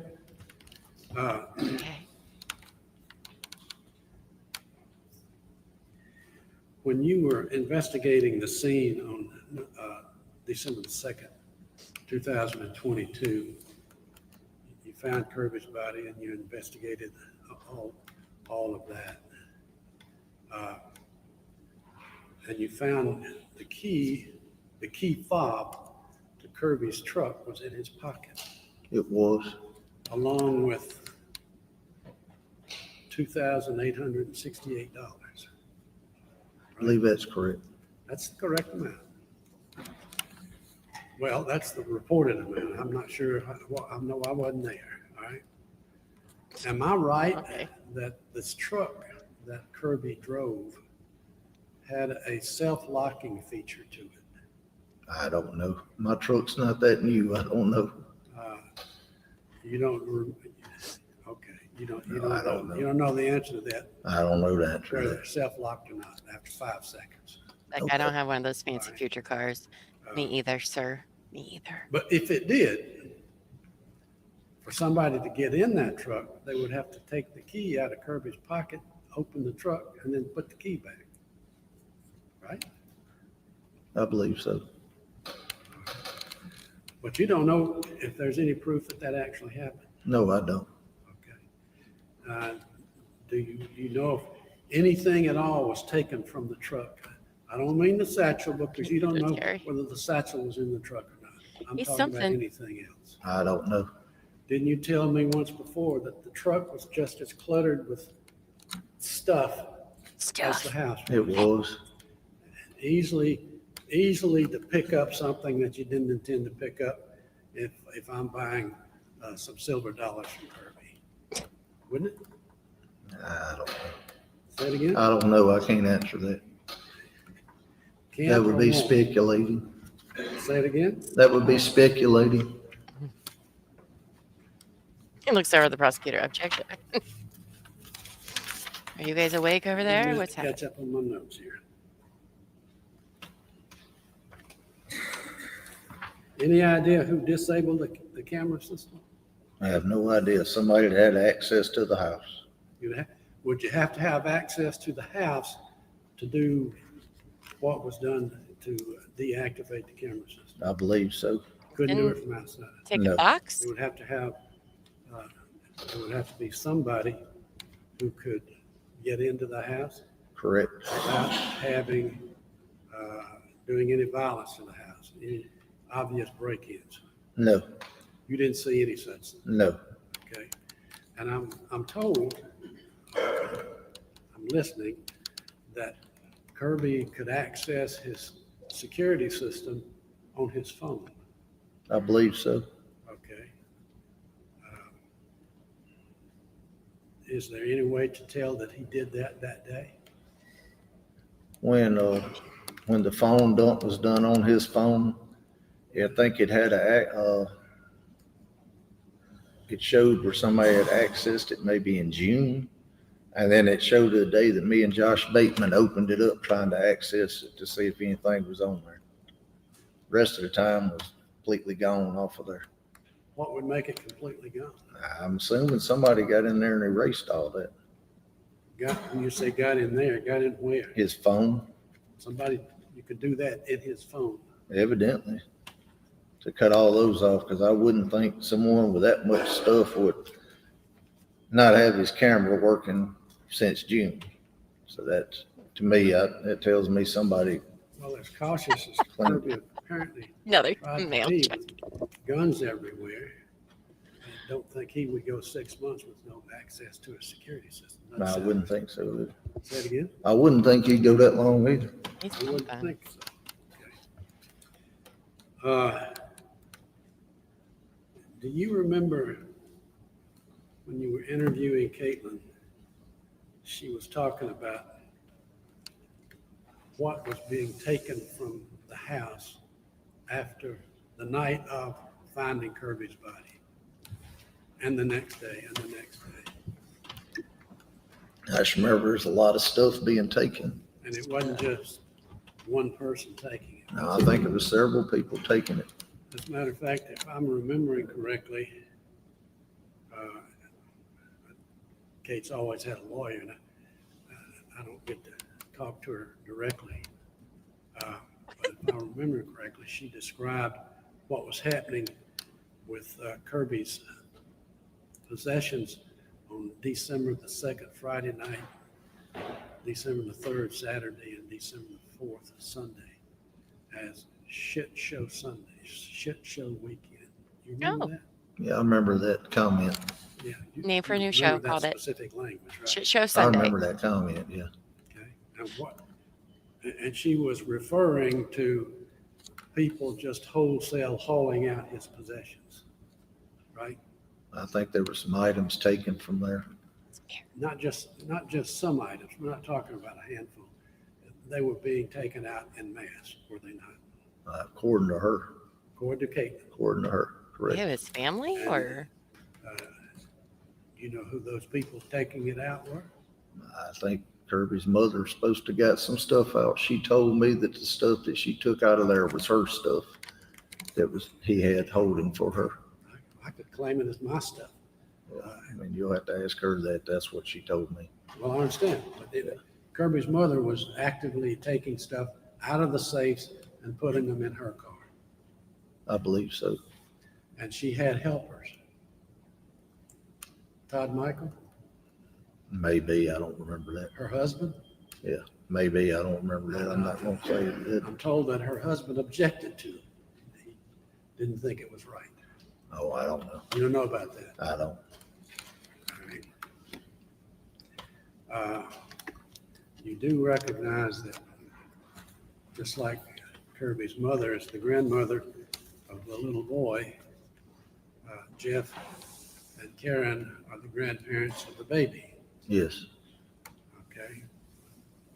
If one grandparent was hauling stuff of value out of the house, might it be a reasonable response? But the other grandparent would say, well, if I don't do something, my granddaughter not going to have anything.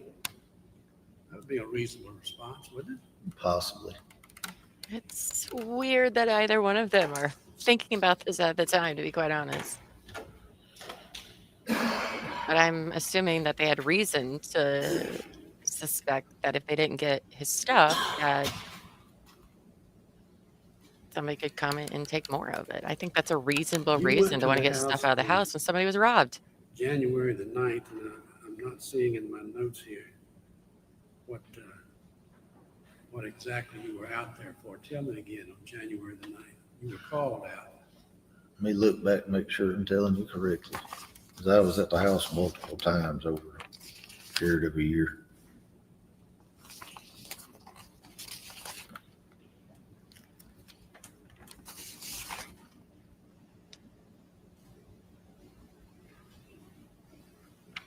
The blood on the stairs. You went out because there was a drop of blood on the stairs. Yes. That's what I see this picture of when you're talking about luminol. Yes. We're going to talk about the drop of blood on the stairs, and we're going to talk about luminol. You remember Probably. when, Oh my goodness. well, Get it out already. let me back up a second. Sir. This drop of blood on the stairs is further than from here to the other side of this room from where y'all claim Kirby was shot outside. It's not that far, no. Well, let's talk about that. That's The stairs that we're talking about come out of the foyer, the entryway to this home, Yes. the front door. Yes. People rarely use, as I'm told. Yes. And this is a large house. And you go up a flight of stairs and you make a turn, you go up another flight of stairs, you make another turn, then you go into bedrooms. Correct. And when Jeff and Karen were there for that period of time when they were helping out, that's where they were housed. That's what I understand. Yes. And it wasn't uncommon for Towns, when he was there, got along really well with Jeff, to stay upstairs. Are you aware of that? Yes. I think that one side room was his room Side room from the from big room. upstairs. Yes. It's whose room? And the stair where the blood spot, and we're talking something not any bigger than It is very small. not as big as my little pinky. No, sir. All right. My pinky nail, I should say. Got that back your Probably edge about the again. size of a match head. About the size of a match head. Yes. And you don't know the source of that blood. I know the source of it, but I don't know. I mean, I know whose blood it is, but I don't know how it got there. But you don't know if he cut himself shaving. I do not. He had a nosebleed, No, I don't know that. whatever. I don't know that. Okay. And when I was out there, this Ms. Jones allowed me and other lawyers, including and you, Yes. others, to come go Lawyer. through the house.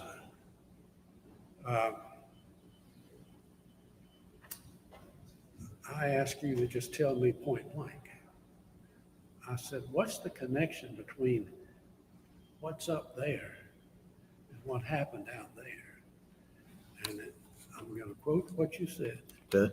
You said, I don't know. And you still don't know. No, I don't. You can't make any connection with it at all, can you? I just want the jury to understand that the Oh, blood okay. you're talking Whose blood about was it? is completely removed from this drop of blood. This was talked about when I was away at my appointment. So Talking about what, luminol versus the drop? Say it again? What was luminol versus the drop? No, I'm talking about where the drop was, that site on that stair step almost at the top, completely removed from what's outside. Oh, where from Kirby the was crime shot. scene. Yeah, it was away from it. Oh, away from it, quite a bit away from it. Yes. Yes.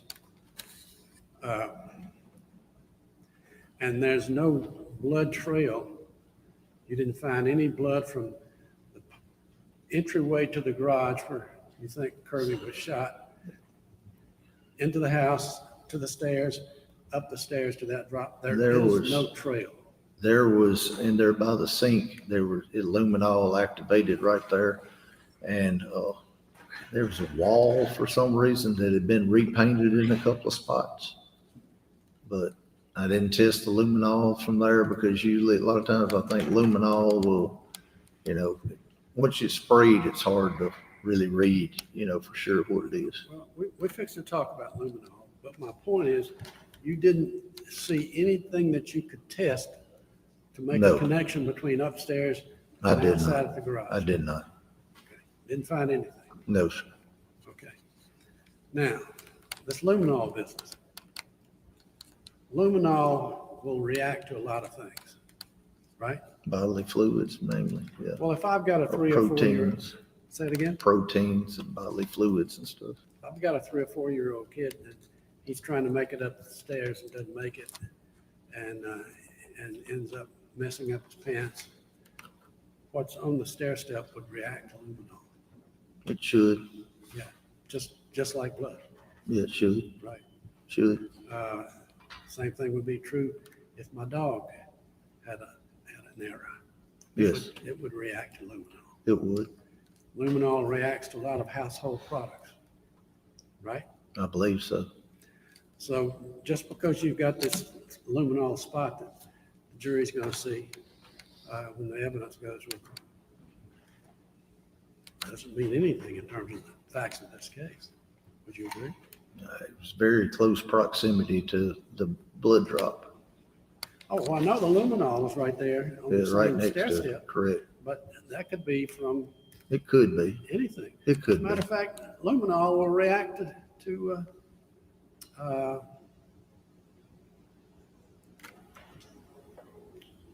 I was going to varnish my steps. Luminol will react to varnish. No, I'm not familiar with that, but I have no reason to doubt you. Well, don't, because I researched it, all right? I'll send it to you.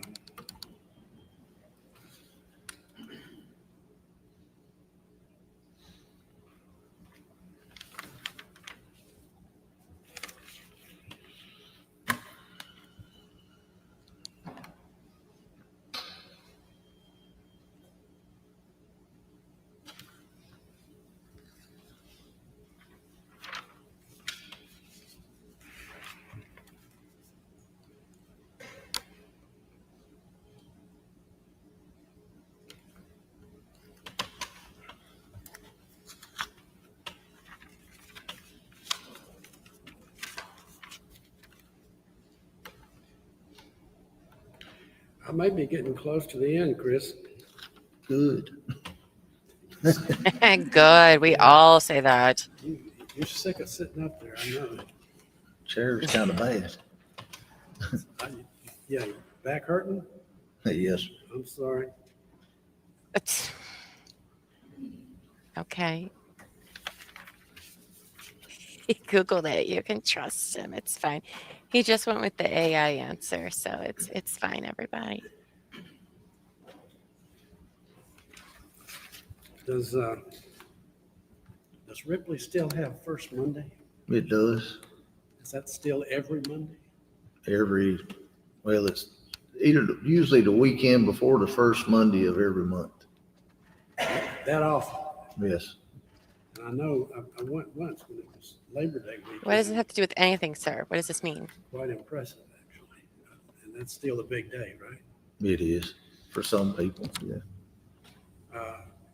When you go through all of this stuff that you say was taken out of the storage unit in Virginia and the bank boxes, you do that without any real knowledge of Jeff's own activities as a businessman. Yeah, I don't know that. So he just brought up that little festival thing for no reason. You Okay. didn't know that he was into the same stuff that Kirby was into. No, that's what I just said. I did not know You that. did not know that. Okay. Anything else about him that you didn't know? Did you know he was a beekeeper? Yeah, I've seen a lot of messages about bees. You know how many Jeff was a hives he had? beekeeper. I have no idea. A lot. And Bees have entered the chat. beekeepers, make money from harvesting honey. They Oh, do. do They they? also make money from selling bees. Yes, You knew that. yes. Know a little bit about it, not much. He can't be a murderer. He's a You know, he beekeeper. was also a registered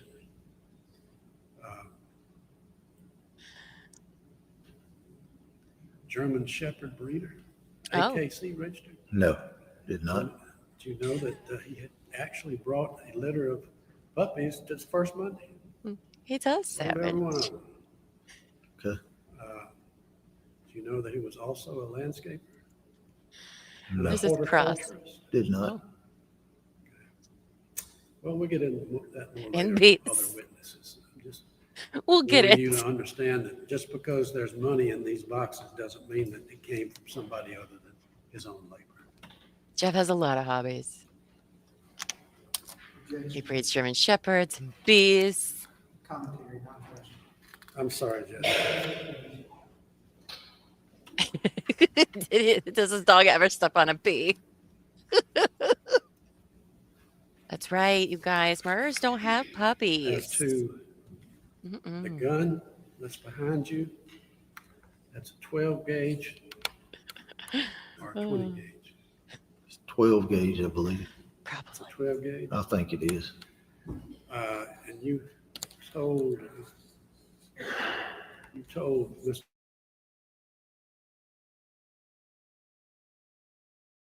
You thought the distance between Kirby's shooter and Kirby would be about the distance between, you said, me and you, meaning Yes, Chris I did. and Ben. I did. And am I about the same place that Ben was? Yes, I think so. So you think this distance is from your experience as an investigator, what you think? Yeah, the did you distance know was? that lady? The barrel of the gun. More of my experience of shooting shotguns. We should do. It's more Did of you my know experience about in Jeff? shooting shotguns on how far it spreads In the out. chat. and things such What as else do we that. have to learn about Jeff? And I'm wanting the record. I don't want this case to go to another court and we be talking about question marks. I want a record, all right? Okay. And you said from you to me, and I'm saying to you back, I estimate that to be 15 feet. That's about what I estimate it to be. That's what you estimate. You agree with me. Yes, sir. So you think the shooter was, barrel of the gun in the shooter's hands was at least 15 feet from Kirby. I believe so. And you've talked, from my notes, you talked about pattern, and you estimate this to be a 12 gauge shotgun from what? What are you looking at when you say that? At the time, I counted the pellets, and I really can't remember how many I counted. And then we looked them up to see how many pellets was in a buckshot, and it was about the same amount that I found in the holes in Kirby. How many pellets is it, sir? Wouldn't a 12 gauge shotgun be powerful enough to make exit wounds? He had a lot of clothes on, But there were no exit. had a heavy jacket on. There were no exit. No, none that I know of. I never did take his jacket I off don't to look think- behind. There's Wouldn't a. 12 gauge shotgun. I don't think shotguns go all the way have through. a wider pattern than a gun of a smaller gauge. Just depends on how far back you are. The further back you are, the more it spreads out. We've agreed on 15 feet. Yes.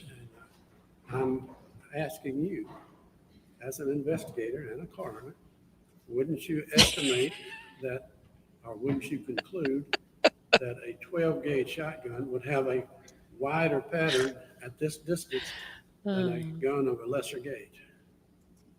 He actually breeds sea Not turtles and necessarily. releases them in the ocean because he's a good guy and not a murderer, guys. I just know the higher the gauge, the more velocity it is for the pellets, and they're not going to spread out as fast as they would with a smaller one. If that makes any sense. Well, to me, it doesn't make any. I'm not arguing with you, just I'm not following you. Yeah, okay. How are you not following, sir? You've been practicing law for like a gazillion years. And you don't know how shotguns work? When you go up that hill behind Kirby's house, like Caitlin said she walked, He's just a normal mom. how far is she going to the deer stand, which is way up there, I'm told. How far do you estimate that to be? You've never done it though, have you? I rode up there on the side by side, Well, okay, that's what I would have done. but I didn't Tommy, attempt to go up the hill. No. didn't Tommy Mason attempt to do He it? did. Second time I've heard of He it did. side by side. What does that even Did mean? he make it? No, he did not. I'm gonna He Google didn't it. make it. No, he did not. Okay, I'll tease him about that. Okay, well, I'm trying to figure out how far Caitlin says she walked. It's a UTV. Why don't you just Looking call it for Kirby UTVs? when, It's shorter to say that. He hadn't shown up in almost 3 days. I don't know the exact, just estimating a quarter mile up the hill.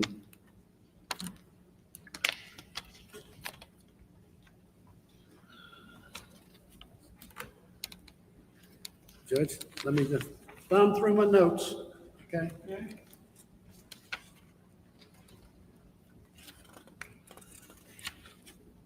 Don't tell him what he can't do. You tinfoil money to see this guy go up on the hill. Same. This case is so weird, you guys. We've heard such weird things today. Oh, it just goes to show trials are never boring. There's always something weird in each one. And we got aluminum foil covered money. There was some blood in the carport, or what you said Beekeepers. you thought was blood, that you never had tested to determine either if it was in fact blood and determine whose it was. Who took care of the bees while they were in Mississippi for 4 months?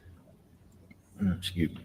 I'm sorry. Like I said, at the time, we were gonna try to test it and everything, and it was so much going on and so many, things going on that I thought somebody else had already collected a sample, and they thought I already collected a sample, so it didn't get collected. If the what? Has David Barnes, is his case over with? It is not. Is pending, his It- case is being held over his head pending whatever happens here, I take it. Didn't promise him anything, so You're not involved in those decisions. no, I'm not. No, you know he's not.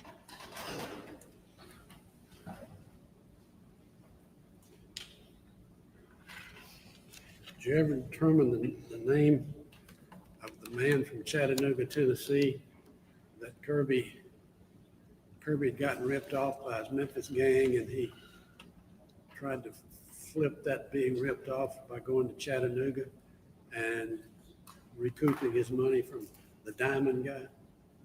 I don't Did you ever- remember. did you ever- I talked to the guy on the phone, but I don't Did remember you what his name. investigate that guy? I talked to him, Did you ask him where he was? but I didn't ask him I- anything about all of that, 'cause I didn't even heard anything. I hope the about Diamond guy's on the witness list. Investigate where Ray Palmer was on November the 30th. Who, Ray Palmer, MBI talked to Ray Palmer. Well, you got access to what MBI does. Y'all are a team. Anybody ask Ray Palmer, where were you on November the 30th at 7 o'clock at night? I believe MBI did when they talked to him. You know which MBI agent did that? The believe one it on was, Drury Lane. Josh Jarvis. It may have been Daryl Mathis with him. I don't remember for sure. How about David Hancock? I talked to him briefly out front. You the kind of threats he'd made to Kirby, and you talked to him briefly. That's all Yes, he he did. didn't have access to the house and to the sink box to hide it and disable the cameras. Well, we don't know who did all of that. I don't believe David Hancock did. Well, you're not saying that Jeff Spence had access to all of that. He had access to it through his daughter. Say it again. He had access to it through his daughter. I mean, What that day? makes sense. What? That Yes. day, It's whatever day. after he had gone to North Carolina, and y'all claim he came back? I don't know. I mean, he had access to it that day through her. No mushrooms in the muffins, though.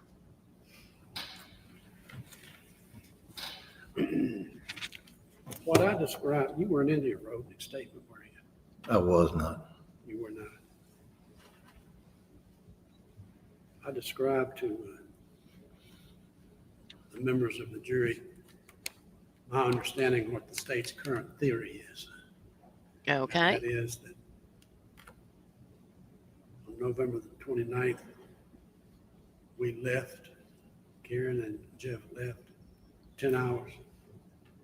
And the theory is that Jeff came back 10 hours the next day. And then killed Kirby and went back to Virginia 10 hours. Is that still the theory? It's a possible theory. Well, if that's not the theory, tell me what it is. It's He's not the possible theory. prosecutor. I'm not asking if it's a possible theory. I'm asking you if that is the Objection. government's Hello. position. I'm entitled to know. It's based on what Caitlin says. That's the theory that he returned.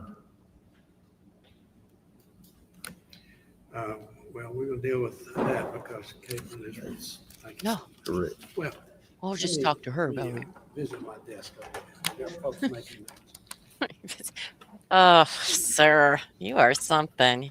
He annoys me, but also I kind of enjoy his messiness. He's messy. He's a very messy attorney. I don't like when attorneys act really daft, like, whoa, like they don't know things. It's not a good look for me that certain things you just don't know, or you're like, well, I don't know, but it shows me you're not taking your client's life very fucking seriously. And I do not like when attorneys do that, because it's like, you look stupid, sir. You look stupid and inept, and I'm sure jurors don't appreciate it either. I don't know who tells them they do, but I'm gonna go with they don't. Because if I was that guy right there listening to this guy, I'd be like, Just a couple more and I'm gonna let you go. Okay. I get maybe that's a Southern thing. I don't know, but I don't like it. The jury's heard the name of.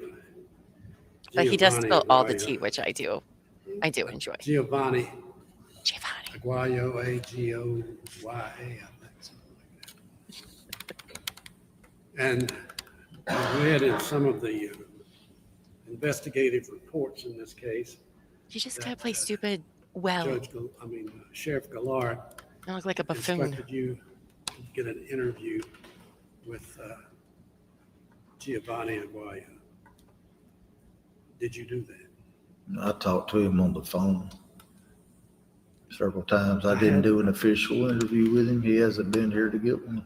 I was reading where the sheriff says he instructed you to go to Texas. You didn't go to Texas. Nah, sheriff has never instructed me to go to Texas. Well, I read it somewhere, Chris. I don't know where. The question is, you didn't go to Texas. No, I did not. No, You've never personally met him. no, I never I have. read it somewhere. So, You know, hi That, 80s, by the way. Bart Adams is working in this case in a civil matter Yes, involving the assets that belong to these two children. yes, Okay.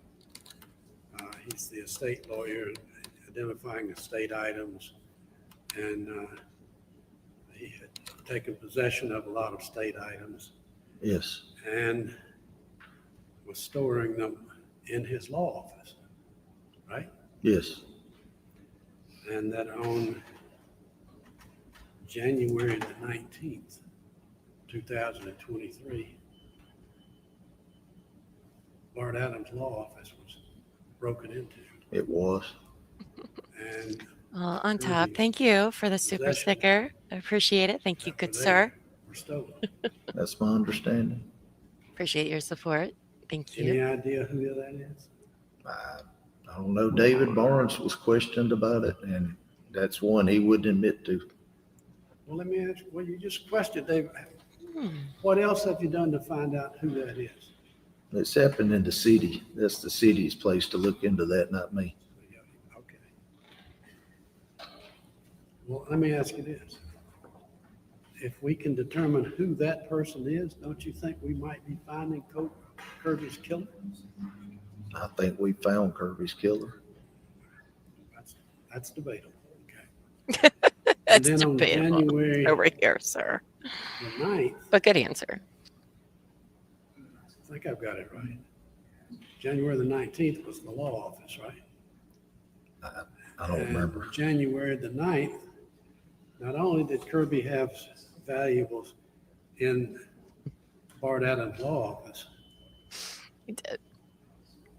Kirby had valuables in his truck, or somebody thought. They thought, yeah. Thought I don't anyway. believe there was anything in the And truck. to protect that truck from whoever might have known where it was or where valuables were in Bart's law office, that truck was secured in the United States Army National Guard facility. Yes, You would think that would deter just about anybody. But that National Guard facility was burglarized, right? it was. And that truck was pried open. It was. His truck? Now, my question to you is, if we can find out who that was, don't you think we would find his killer? I don't think it had anything to do with the other. Okay, what do you base that on? The investigation and my knowledge of the case. What People are breaking into all kinds of places down Chris there. doesn't want to answer that question, or you don't have an answer to that question. Was David Barnes in That's jail? based on my investigation. I don't think one had to do with the other. Based on your investigation, Chris, who knew where that truck was? Who? I don't know. People I didn't know. associated with this case, I who have- knew where that truck was? I don't know. I think some of the supervisors did, and Bart Adams and sheriff may have known. I don't know. All right, who knew what was in Bart Adams' law office? Who knew? What people? I don't know that. I guess Bart, the people that work for him, and the people that placed the items in there. But I don't know who all did. Is Bart going to be here tomorrow? He's here today, but I don't know when he's supposed to testify. Did somebody break into Bart's office as well? I'm confused about the Thank law office evidence story.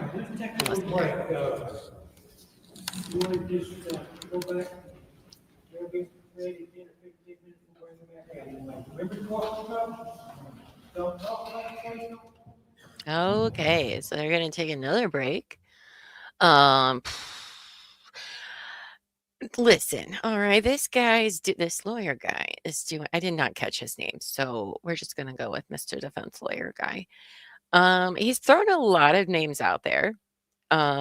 His defense is pointing the finger that there were numerous other people that had perhaps motives to have hurt Kirby, which I mean, he's not wrong. From the sounds of it, he doesn't sound wrong. That yes, there were numerous people. However, if the defense doesn't put anybody on, I'm going to have some questions about everything he's saying. Like, sir, I'm going to need you to back up some of these claims if that's what you're thinking. Now, yeah, the defense doesn't have to put on a defense of any kind. They don't have to call anyone. But if you're saying it wasn't my client, it was this guy, then I'm going to need you to put up some witnesses. So I do. This lawyer is hard. It's hard to deal with, but I do appreciate some of his, random things he likes to bring up that we don't quite understand why. Chat so much may not enjoy Mr. Fulford. He's something, right? I mean, his client has all sorts of hobbies that he wanted to tell us about. I mean, he keeps bees and other things, I guess.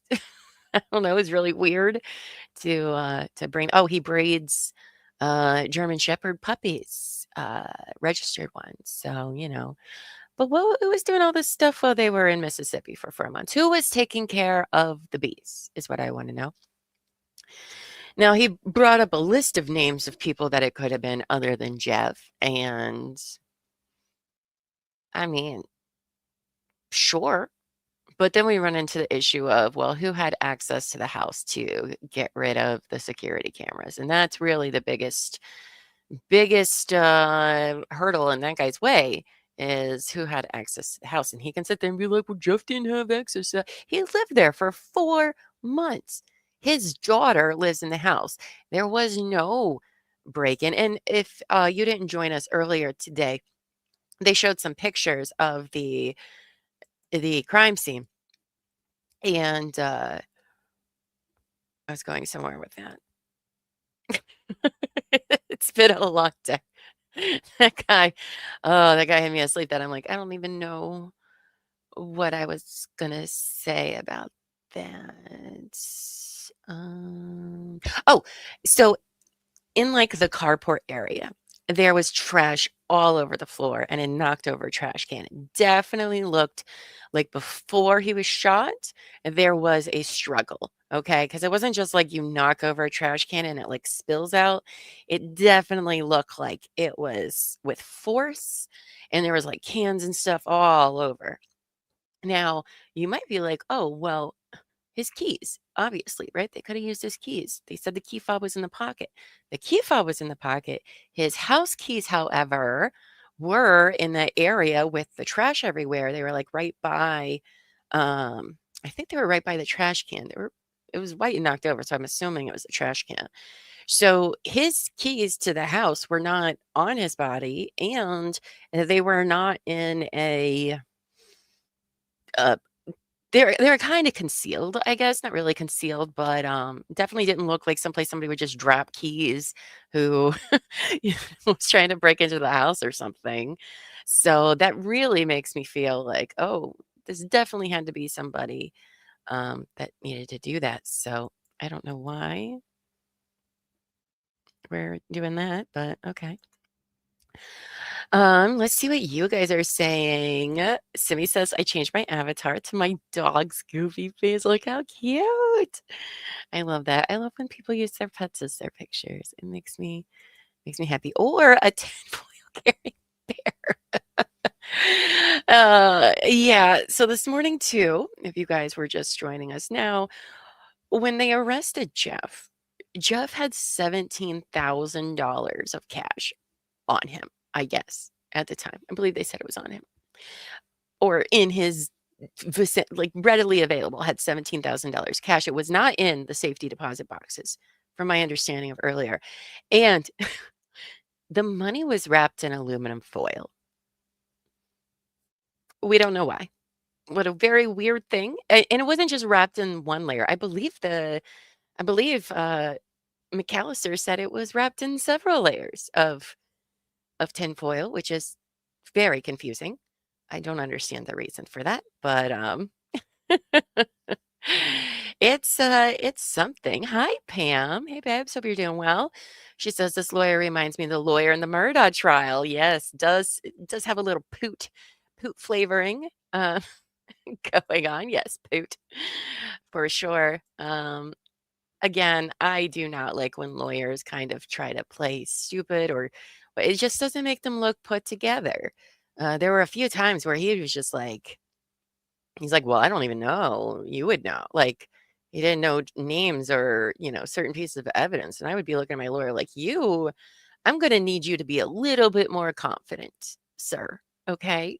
Like if you were my attorney. So, yeah, he's something. I don't even know if there's another attorney. It's only been those two guys that have spoken.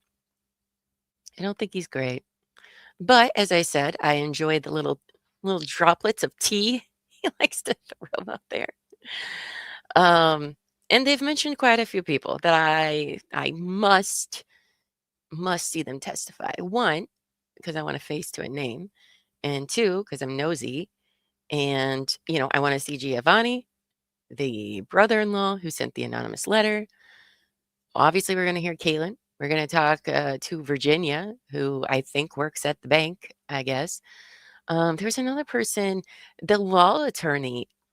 Maybe somebody could clarify for me what he was talking about at the end. He said the National Guard was broken into and the victim's truck where they were storing it was also broken into, which is something. And then he talked about a lawyer having all these, exhibits, which I don't even know if that doesn't seem weird to me a lot too. So I don't know if somebody broke into that. You need to know more about that festival, the Ripley festival that happens the weekend before the first Monday of the month, according to him. We don't know much about the Ripley festival. We don't know what it means, but he wanted to bring it up for some reason. He went and he thought it was nice. And there was no reason to bring that up whatsoever. Motion says, can we meet the bees? I mean, I want to meet the bees. Who's been taking care of the bees? They've been in jail for like 2 years, I think. Well, the mom bonded out of jail, if I remember right in my reading. I don't know if dad and daughter stayed in jail or not, because the mom, I think, only got charged with the grand larceny. So, but these people, the last several, why was it brought up? I have no idea why it was brought up.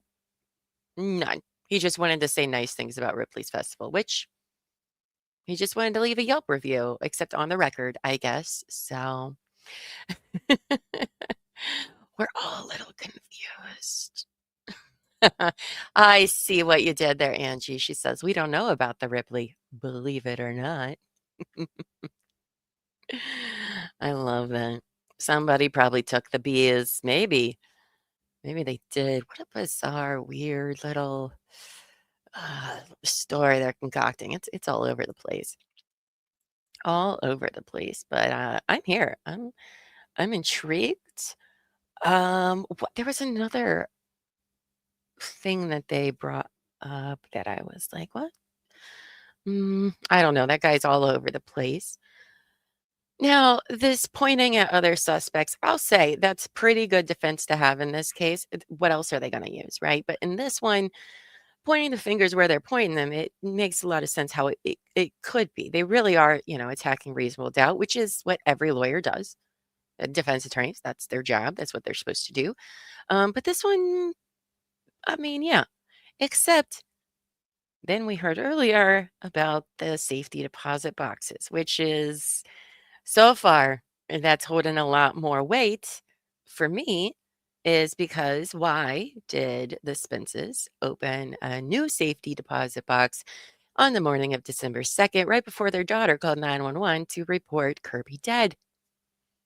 Coincidence? In Virginia, 10 hours away. Just kind of weird. And then in the safety deposit box was wrappers from a bank, a money, the paper sleeves that they put over money that I wouldn't know anything about because I never get that much money to have one. But anyway, apparently there was a bunch of these band wrappers in there that is stamped with the bank in Mississippi. And there was a check from Kirby to David Barnes. And there should be no reason why that check would be in the Spence's safety deposit box 10 hours away at all. So I think that's very interesting. We are on break. Everyone is hilarious. Yes, I am. It's like a whole different world here at this court. I mean, I like it. I like it. It's a little too laid back, but we got the church bells, which is nice. Wakes us up, on the hour, every hour with its dings. No, they just said they're on break, but I feel like I don't even know if they have another witness lined up for today. So maybe it won't be done today. I don't know. Lady in Gray says it's always good for the defense attorney to raise reasonable doubt. He's going to have to raise more. He's going to have to, if you're going to raise the reasonable doubt, I'm going to need some of those people you talked about. I'm going to need them on the stand. Okay. Because we are dealing with a lot of people whose credibility isn't great. And that's including the state. I need the state to put up David Barnes, period. I'm not saying it'll help me believe him at all, but I'm not just going to take their word for it that this guy who's facing Mississippi has, like, if you have 2 felonies, I think violent, but I was a little confused about that on the 3rd time you're a career criminal and you go to jail for life, prison for life. And when he was arrested for burglary of like 7, 8 different places, well, guess what? He has lumen over his head. And then all of a sudden he has this story. And they keep talking about it's an interview that's taped. I want to see it because all the cases we've covered thus far, there's been some very questionable practices by law enforcement, from Karen Reed to Brooks Houcken, Joseph, and Steve Lawson. Lori Vallow, not so much.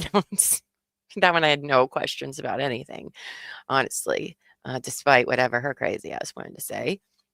And then Donna Adelson, I didn't really have any questions about. That was pretty straightforward there as well. But I'm going to need to see an actual taped interview of David and him saying that. So, because as I said, well, it's who do you believe more, him or Caitlin? Well, I don't believe either one of them right now. And they both don't seem credible. She said she was going to, that's what we can do. I forgot about watching those videos, you guys. Let's do that. So that way I don't have to stay longer today.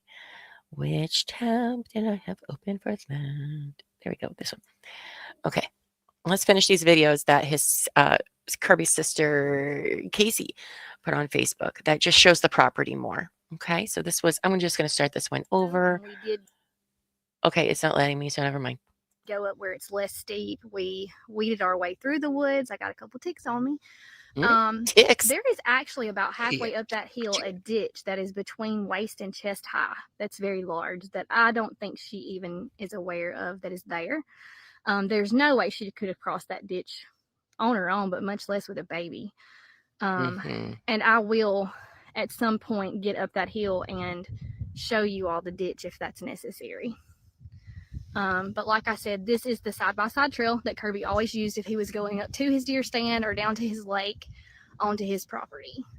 This is a very, very steep hill. And again, there's no way that she walked up it.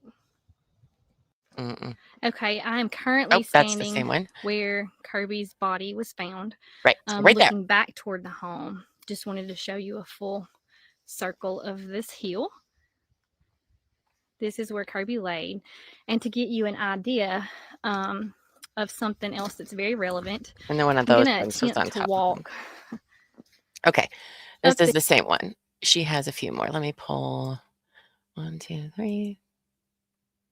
We'll do this one. Share this tab instead. Failed. I'm standing on the back porch looking at the hill directly in front of me.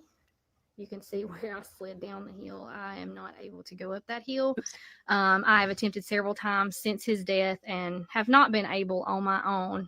And I am of much smaller stature and not carrying a baby. Also, just so you're aware or can see, this is what you're looking at when you walk out the back porch. So this hill, very steep. Also, With a behind the air baby on conditioning unit her. there, Kirby's side-by-side was parked. So typically, if Kirby went into the woods to the deer stand to hunt, he would have gone on his side-by-side. He would not have walked that distance, nor would she have, in my opinion. But you can see that there is on down here a kind of a less steep trail that Kirby had made to go up and then over to the deer stand, which is way down there. But of course, had she walked this direction to go up that hill in attempts to look for him in the deer stand, which is what she said she was doing, then she would have been walking directly Right there. to where his body laid, which was right here. And even though concealed, still very easy to see. All right, she has one more video here. And if you do have Facebook, go join their Justice for Kirby Facebook group to support them and their family.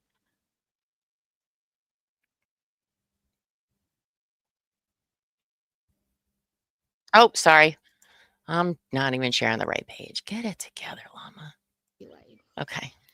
I don't know why it won't She me says start that it over again. but while whatever. she was walking this way with the baby in the cold, baby had the flu, that she was taking the cleared out path to come back down from the deer stand, which would have been there. And that as you can see how that's nice and clear. And it just zigzags back to the left to get to his deer stand, which is way down there. She claims that as she was coming down this hill, that this is the point where she saw Kirby's boots, which were the house end, not the gas tank end, sticking up from underneath what he was covered with. And then she called down the hill this way, that she didn't go back down the big part of the hill that she went up. Again, house area where Kirby's body laid. She says that Yeah, that's the part that while we she was walking this way with the baby missed. in the cold, baby had the flu, that Poor she little was taking baby. the cleared out path to come back down from the deer stand, which would have been there. Now, this all sounds like a bunch of BS to me. That doesn't sound like a realistic thing to do. And so it sounded like the sister was saying that, and we'll hear Caitlin testify, so we'll see exactly how she wants to word it there. But when she comes down the hill is when she sees Kirby's body on the 2nd. Remember, he's supposed to have died on the 30th. And you're just now going to look for him? I know, because she thought he was out hunting deer, but that just doesn't make a lot of sense to me. What is she going to stay on the stand? Well, that's a good question. I don't know. I'll tell you what, I'm eager to hear it. That's for sure. Oh, look at that. I hear sound in the courtroom. I'm very interested to hear what Caitlin has to say. There's our judge. I forget what his name is. I had it written down somewhere. Somebody wrote it down for me.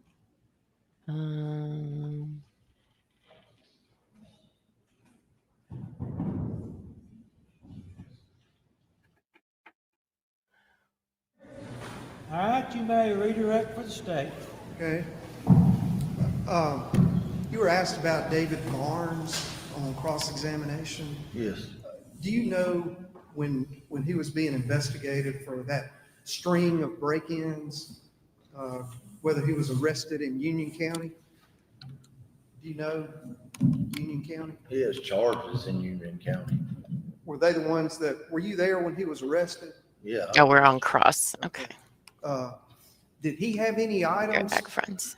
search incident to arrest related to Kirby Carpenter in his possession? Did not. Anything that looked like any of this property that was taken from A1 storage or any of the bank safety No. deposit box in Virginia? Did not. Now, Are you a ballistics expert? No, Okay, so your testimony on that is just based on your personal experience. personal experience. Yes. All right. Now, Ray Palmer, was that, do you know if that matter was part of the estate that Bart dealt with? Whether there was some business conflict or controversy? I believe it was. You'll have to ask Bart that, though, I believe. Now, David Hancock, did he come by the sheriff's department after Kirby's death? He did. When did he do that? Seemed like it was the next week after Kirby got killed. All right. Did you call him to come down there? No. Why did he come down there? He came down there wanting to know what he needed to do to try to get his $2,500 back that Kirby owed him. All right. Did you tell me how old he was? He was 70s. Older gentleman, Yes. want to know how to get his money back from the estate. Yes. All right. Now, in that letter that David Hill asked you about, journal that Kirby Carpenter had recorded where they had threatened him, David Hancock, Yes. was there somebody else? Adam Gates. All right. And he was associated with Hancock. I guess. I don't know. Did you know that other guy? I did know him. And how old was he? Adam was in his 30s, I think, maybe early 40s. All right. And so he would have been included in one of those that had made a threat as recorded in Kirby's journal. His name was in there, yes. Did you investigate that part of it? He had died from COVID. He How did- was dead when Kirby was killed. Okay, so he couldn't have done it. He couldn't have done it. And based on your investigation, I think the one thing that you've been saying all along is somebody close to him had access to the house, That's correct. primarily because of how the body was displayed, the condition it was in, as well as the security camera. That's correct. The guy he wrote about was dead already. You were asked about whether the items that were found in Virginia specifically, Their central time. 24A and B, the items that you did your own investigation on, in and of themselves, they don't have value. No. You wouldn't just pick that up. I believe he said he may have inadvertently picked them up out of the house. Yeah, that's what he says. Mr. Hill said. Yes. But how many receipts, and including the check, as well as the bank bans from People's Bank in Ripley, were there? Was it one document? No, it's multiple ones. Multiple. You had receipts from where he had gone to the ATM or gone to the teller and withdrawn money. That was Kirby's receipt. All right. And you had the check that was from Kirby to David Barnes. That's correct. And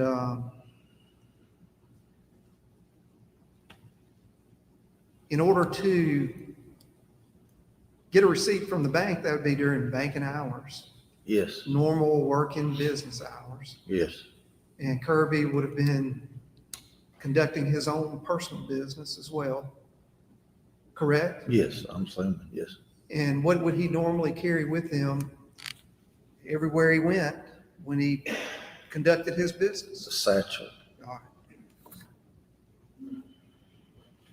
Would it make sense for someone to put those kind of receipts from the bank in that satchel after they Yes. made a transaction at the bank? Yes.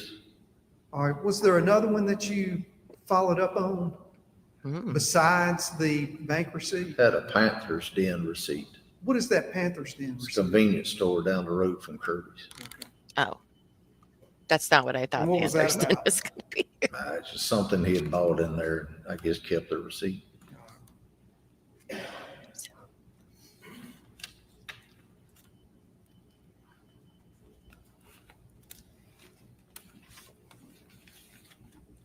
So I have your own. Right. Can he remain on the spinning wheels? Remaining, you, stay out of the courtroom anyway, don't discuss the testimony with anyone. Do it state colleges next week, you may be excused anyway. State called Bart Adams. Mr. Allister, if you would show Bart Adams in when you come. Oh, he's a lawyer, if I remember right. Barn Adams. I don't know what his name was. I don't like Bart Adams, not Barn. Mr. McAllister's getting you there anyway. You just go back to sleep.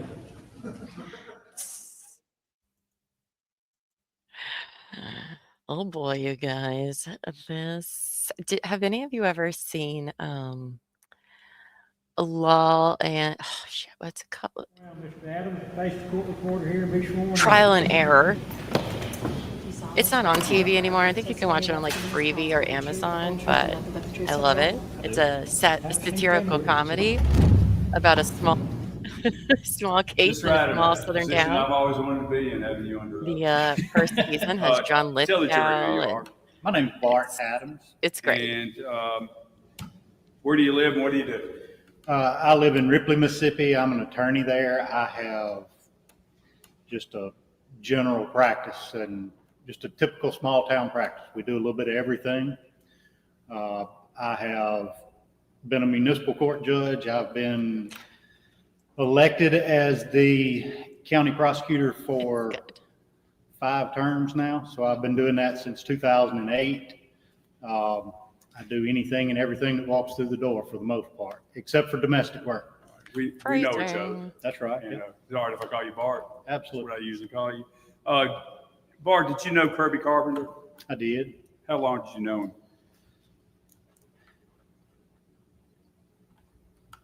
I would say I think his office was 12, broken 15 into. years. All right. And were y'all acquaintances, friends? How would you describe your relationship? I would say we were acquaintances, and Kirby was a client of mine. Did you know his family, his mother, Mattie Jane? He I looks did like not it. know Miss Maddie until all of this started. What about his sister, Casey? I had met Casey before and dealt with her. Did you just work for her? Yep. All right. So you've been around Kirby, you say 12 years.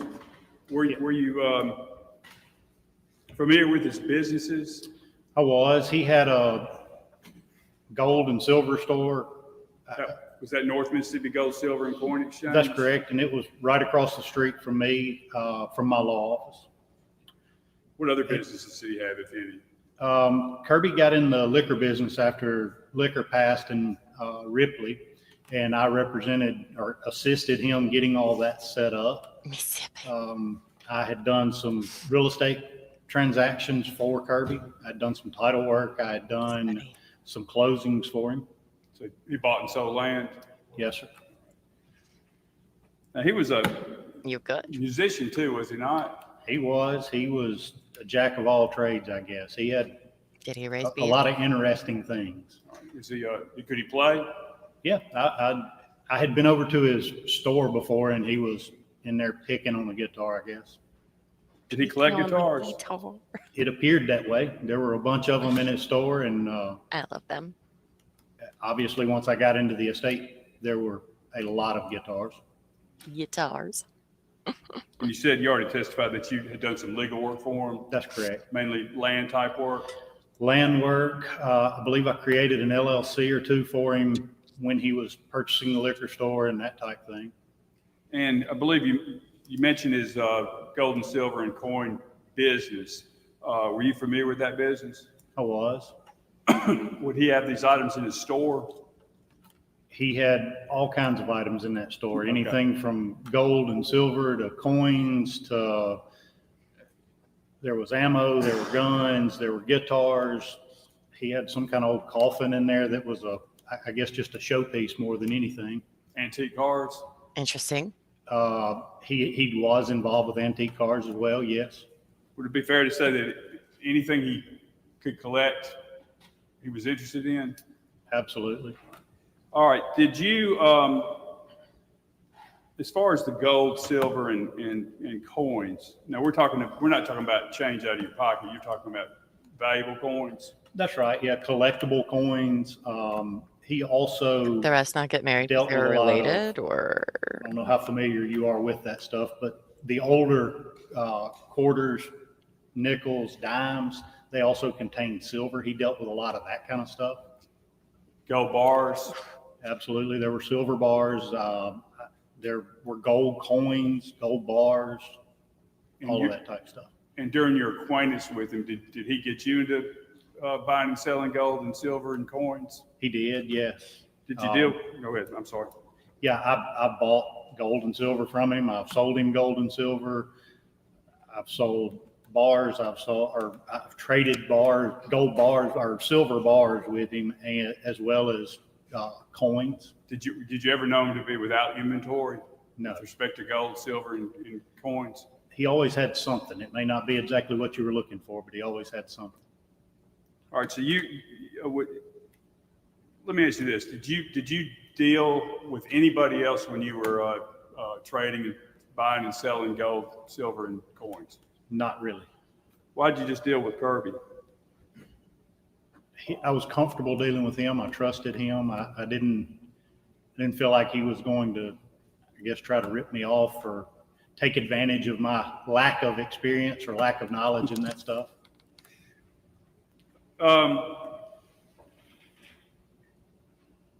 Knowing Kirby, did you see him pretty often? Can you hear me?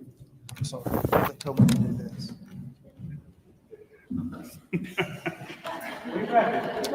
That's why I'm the assistant. I'm tall.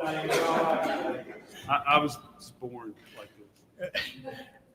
Yes, I saw him. It just depends. I would go 3 weeks and see him several times a week, and then I'd go a month and not see him. Did he ever have something on his person that caught your attention? Kirby oftentimes wore a hat. He always had I call it a man purse, a bag, a satchel, something. I don't really know what everybody would call it, a briefcase maybe. I would call it a satchel. Okay. Stay away from man purse. Fair enough. Did you know what he kept in that satchel? I never looked in it personally, no. Did you ever discuss that with him? He and I never discussed it. And when in my business dealings with him, he had pulled out coins. He had pulled out cash to buy coins. Out of the satchel? That's correct.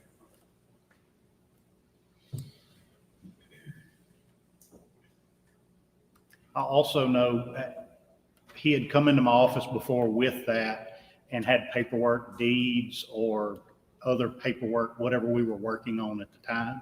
He had that kind of stuff in there as well. All right. Well, being a person that dealt, is it a fair statement that he regularly traded gold, silver, and coins? I think that's a very fair statement. Would it surprise you that he would carry a lot of cash in that satchel? It would not surprise me at all. He also carried a firearm, did he not? He did. Does that surprise you? Not at all. Seems like he always kept a pistol in his pocket. Do you know why he did that? I guess personal protection. He and I never discussed that. All right. Well, would you be surprised somebody that carries around a lot of cash or valuables would carry a firearm? That would not surprise me at all.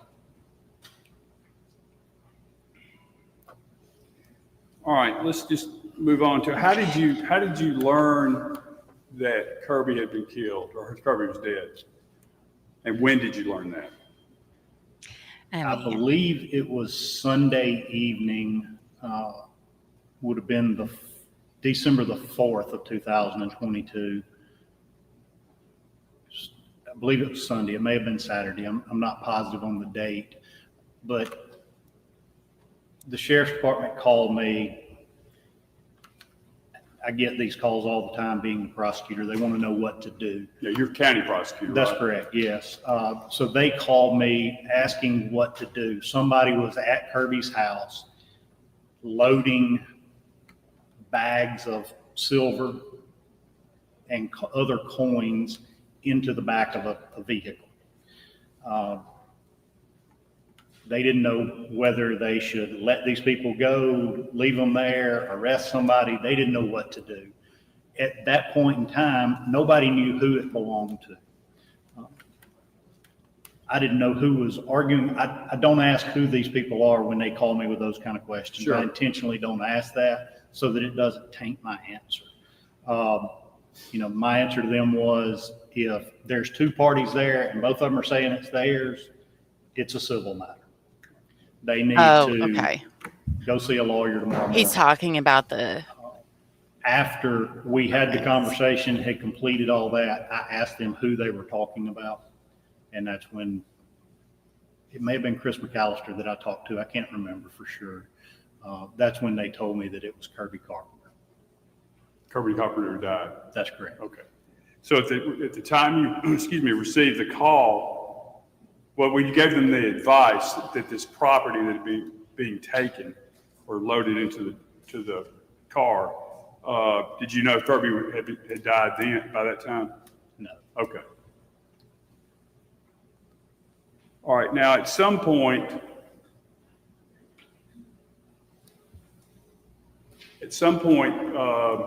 you opened an estate for Kirby. Is that correct? That's correct. That conversation that I had, I believe, was on a Sunday evening. And then Monday morning, I met with Kirby's mother and sister. That would be Maddie Jane and Casey? That's correct. And then opened the estate later that day. All right. Now, was a will ever located? No, nobody could find a will anywhere when they came to me. And then in all my searching afterwards, I never found a will. You do a lot of estate work. He's pretty young, so I I'm have not in the surprised. past. I try to limit that too. I try to stay out of chancery court as much as I can. Okay. Yes. I understand. Accessory court. What does that mean? But just for the jury's purpose, this is what we call dying intestate without a will. That's correct. Yes. All right. Now, what significance does that have to do as far as heirs go? If you die intestate, your heirs are set by statute. I'm So an adult. Kirby was not married, so everything he had would go to his children. All right. And that would be Towns Towns and Enola. Enola. All right. They would be the sole and only heirs. That's correct.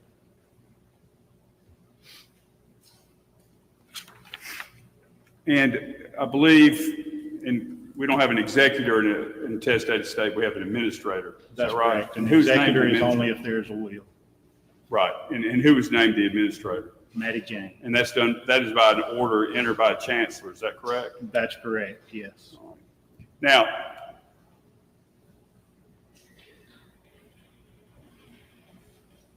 as part of the administrator's duty and the estate attorney's duty,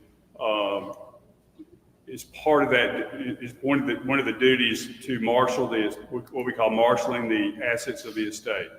That's correct. Once somebody is appointed as the administrator, they are responsible for the assets of the estate. All right, and let me back up a little bit. You became aware at the time that some people had taken some things, various people had taken various items that would have been part of Kirby's estate. Is that right? That's correct. Yes. Maddie Jane had told me that she had taken some of the items and that I believe Caitlin and possibly Jeff and Karen had taken some of the items from the house. And what were your instructions to these people? They needed to bring all of that stuff back so that it could be secured and inventory. All right. So that's what you do. As you're marshaling the estates, the assets of the estate, you're inventory. That's right. Yeah. I began an inventory the following day. So I opened the estate on Monday, began doing an inventory on Tuesday, the 6th. And I believe you got your two boys to help you one night. Is that right? I did. I think that was probably the following week. The first time I went out to Kirby's house on the 6th, I had no idea the amount of stuff we were talking about. Okay. I don't know why. I didn't expect everything that was there to be there. All right. So That's you a went out there on the big-ass house. 6th. That's correct. All right. And who was there? Who was at the house at that time? Maddie Jane was there. I believe Casey was there. Caitlin was there. Caitlin's mother was there, and Enola was there. It seems like there were a couple of other people around. I don't recall who they were. All right, could you generally describe the inside of the house? It was a lot. There Was was it orderly? stuff everywhere. Was it tidy, orderly? No, there was stuff everywhere. I mean, their bedroom was clothing. There was items all over the dresser, the chest of drawers. There was a room in the back that had a safe, I call it the safe room. There were like 3 safes in there and then another little locking cabinet. And you had to pick and choose where you even walked to get in there. All right. And stuff was literally stacked to the ceiling. All right. And I believe there Wow. were 2 or 3 trailers outside. There was as much stuff outside as there was inside. The garage. Have a great evening. We'll see you tomorrow. When you walk into the house, there's a 2-car garage. And I don't know. I think that they're implying garage- they kind of like Garage or carport? It live was a that garage. way. It had garage doors. And one side of that garage was just packed full of stuff. The other side, there was a walkway, but other than the walkway, it was packed full of stuff. That's how you went in. That's how most people seem to be going in the house. That's how I went in the house when I got there. Outside was, I guess, a portable carport that had a vehicle. It had a car under it. It had a motorcycle maybe under it. Seems like there were a bunch of gas cans, just stuff. There was a camper in the driveway. There were I don't know what that was about. several enclosed trailers out there. There was another storage building in the yard as well that you could barely walk in. All right. You mean one of those storage buildings you might get at Lowe's or Home Depot? Yeah, it was a little bigger. It was a little nicer than that. Somebody had built this one. It was bigger than All right. something like that. Now, is it true that did you tell Maddie Jane to put locks on the trailers? I did. I Why? told her, well, it was her responsibility to secure all of the property. All right. That was the easy stuff that was accessible. Everything else, for the most part, they could shut the garage doors and lock the door to the house and nobody could get in to get to any of it. Were you ever made aware of a concern about the defendant, Jeff Spence, taking silver from the house? Yes, on several different occasions. Obviously, the night that law enforcement called me, he was allegedly taking bags of silver. I was told on a couple of different occasions that he had gotten other items out of the home as well. All right. Now, you had, be a fair statement that you had a lot of stuff to inventory, correct? Absolutely, yes. And did you attempt to find a safe place to store? I did. It took me probably a week to find somewhere to put all of the stuff. I think you tell the jury where you tried to locate it. I went through everything I could think of. I initially went to the sheriff's department. The sheriff said he didn't have enough room to store all the stuff. My next stop was at the Chancery building. I went to the Chancery clerk's office to find out. I knew they had a safe there, a vault. Mm-hmm. So I went up there to see if I could move the stuff in there. They didn't have enough room for it and really didn't want all the stuff in there. I represent, my law firm also represents the Board of Supervisors. And I knew that the county had recently gotten the National Guard Armory back from the Mississippi National Guard. So that was my next thought. I contacted the sheriff, asked him if we could use that vault. We had to track down the combination to get into the vault. Once we did that, we went and looked at it, decided I guess I was the only one that went up there. So I went and looked at it, decided it was big enough to hold most everything that needed to be moved.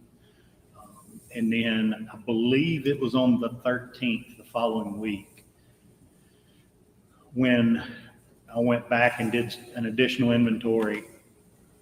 There was enough, I guess, contention about who's taking what out of the house, that I didn't feel comfortable leaving everything there anymore. So I had my boys with me. We loaded up one of the enclosed trailers. We loaded my truck. We loaded, seems like that may have been the night we loaded stuff into Kirby's truck and took all of that to the armory. All right, so all this is later on, I believe you put some stuff at your office. Yes, that was a month or two down the road. All right, Yes. down the road. But so at this point, everything that's been inventoried, and I'm assuming writing this down, is at the Absolutely. armory. Everything that I took out of the house went to the armory. I didn't take everything that we were inventorying. And the reason for that was there were 3 gun safes there. I didn't see a reason to move the stuff out of those gun safes. I didn't think anybody was going to come in and take the safes out of the room. Mm-hmm. I had a deputy there with me, and we changed the code with Caitlin's help. We changed the code on the safes. She had already changed them. At some point after Kirby's death, Caitlin had changed the codes on the safe so that nobody could get in them. She opened the safes for me, and at that point, we again changed the codes. The only person, I had the code to it, and the investigator that went out there with me had the code to it. Who was that? Josh Bateman. Okay. And the stuff at the armory, so you've got stuff in the safe, and then you pull the trailer in there.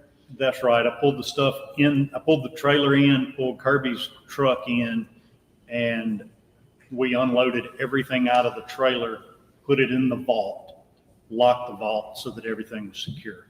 And at some point, the armory was broken into. Is that right? That's right. I believe that would have been sometime late January. Of 23? That's correct. No, I'm sorry, 24. No, it would have been 23. Okay. Yeah, the estate was opened in December of 22. I believe it was late January of 23. All right. Chris McAllister had called and said they were looking for something in the truck, wanted to know where the truck was. When we took that stuff up there, I intentionally did not tell anyone where it was.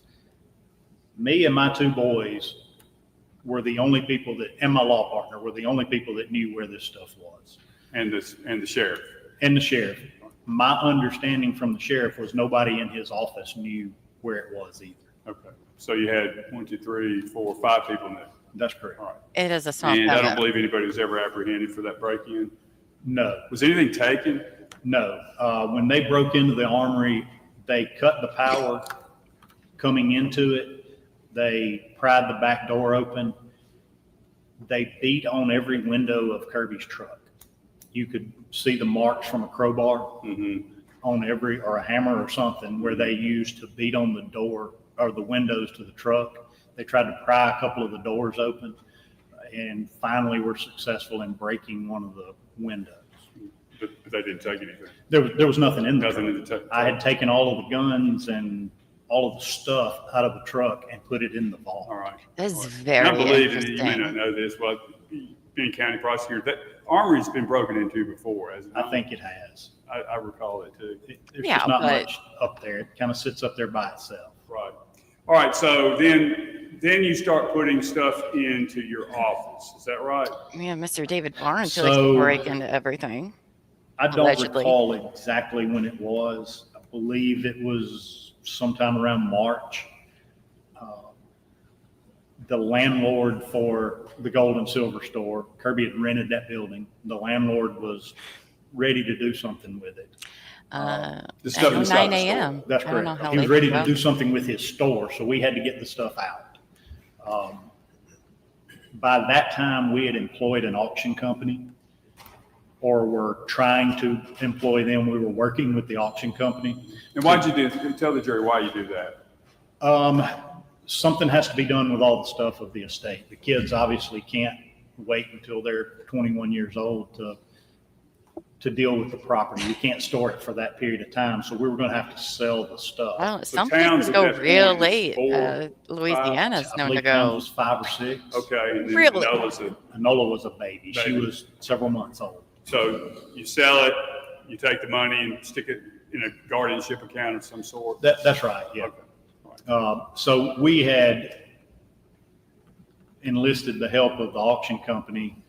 So I met Maddie Jane and the folks from the auction company over at the gold and silver store. When we went in, I thought Maddie Jane had already removed all that stuff. When I went in, I saw just Kirby didn't keep a whole lot of valuable stuff there. Mm-hmm. The real valuable stuff he kept with him. On his person? On his person or in his truck, so that he would come and go. It's in all the things, though.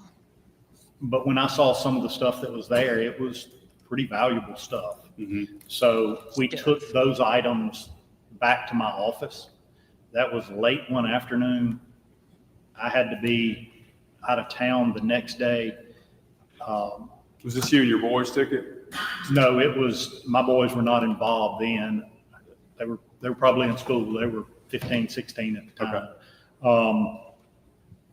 So it would have been me, Maddie Jane, and the folks from the auction company. I don't remember if Casey was there. She was there for a whole lot of the meetings. She was involved pretty heavily in all that stuff. Okay. Trying to help. His Trying to help sister him is up. very, very much an advocate. We moved.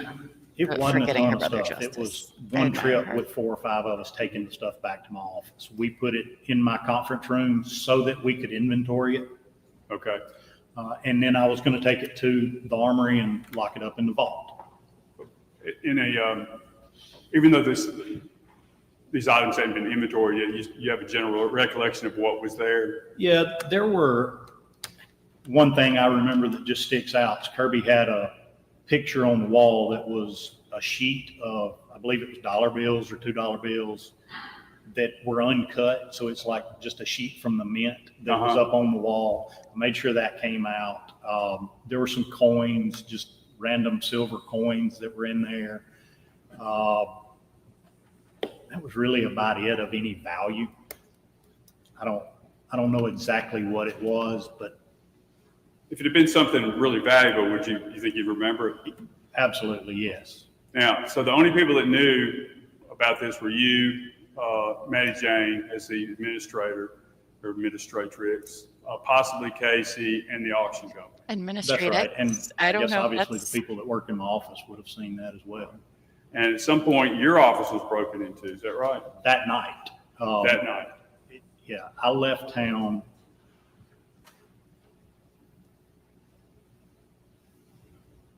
I believe it was that night I left town to go. I had the meeting early the next morning. Got up the next morning. Our meeting started fairly early, 7:30 or 8 o'clock.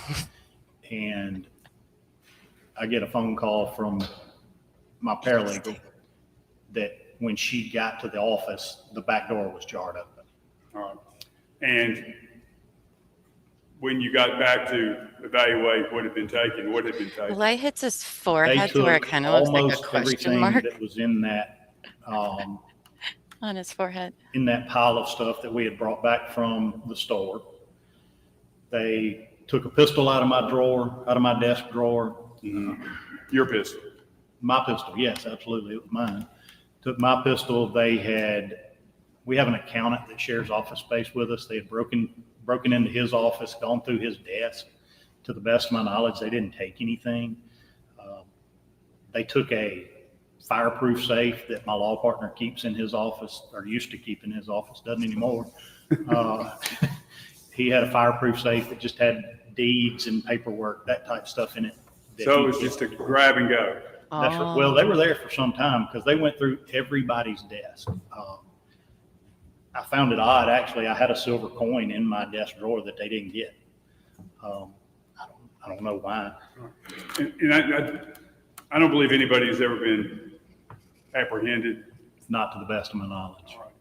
And again, only 4 or 5 people knew that the estate stuff was there. That's right.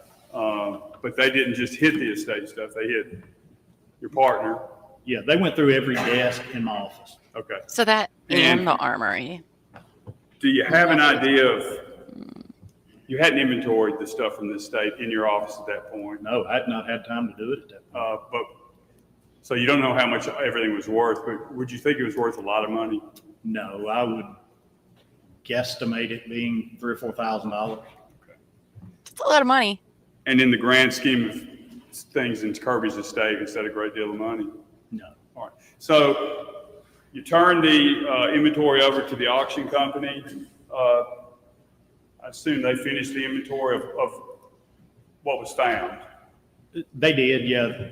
I did the inventory for, gosh, I tried to go through it with my office staff, with the help of my office staff. We tried to do the inventory for, I don't know, 3 or 4 weeks maybe. And once we realized there was the volume of stuff that was there and we were going to have the auction anyway, I discussed it with Maddie Jane, and we decided the best, I believe Caitlin was actually involved in that conversation. We discussed it and all agreed that we would let the auction company do the inventory. All right. And they conduct the finished inventory, conduct the sale. They take a percentage as their fee. Is that right? That's right. So that's essentially being paid by the estate. That's right. Yeah, there was no point in them, the estate paying me to do an inventory and then turning around and paying the auction company to do the same thing. Because they were going to have to take each item. They were going to have to, figure out what it was and how to market it. All right. And the auction company provided you a final inventory of, because let me back up. The administratrix has to make an accounting, correct? That's correct, yes. All right. And to make that accounting, she has to have the inventory, and which would also list the sales proceeds that were generated from the sales of the items. That's correct, yes. All right. So do you have an idea, or can you tell the jury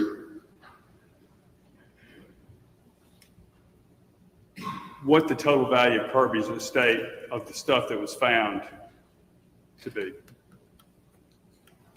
Including the land that's Of the been stuff sold. that was auctioned, I believe was about $1.5 million.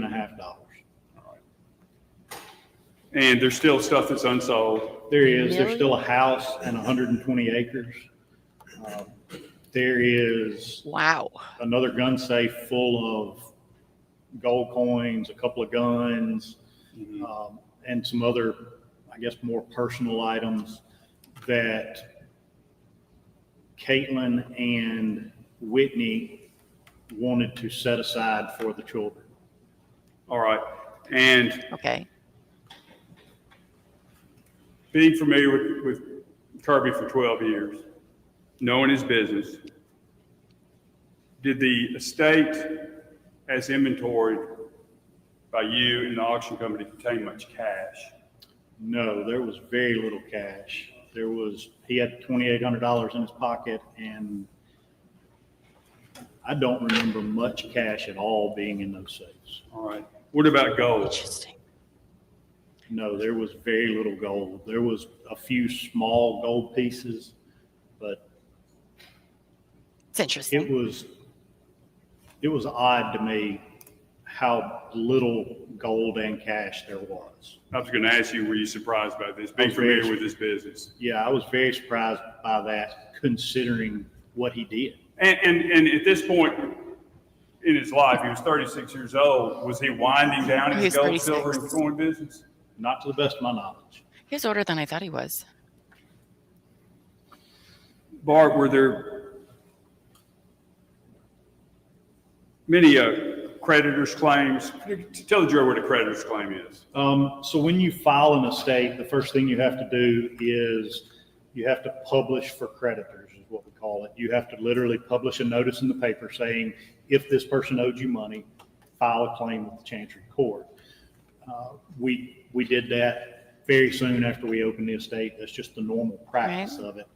I sure have There accomplished a lot were before a handful of Great. claims filed. The People's Bank, I remember, filed a claim because he still owed money on the house he lived in. There was a claim from, can't remember the gentleman's name. He had bought 120 acres from this guy. The guy financed a portion of it for Kirby. That man filed a claim against the estate. the guy that he was renting the gold and silver store from filed a claim for the unpaid rent. Okay.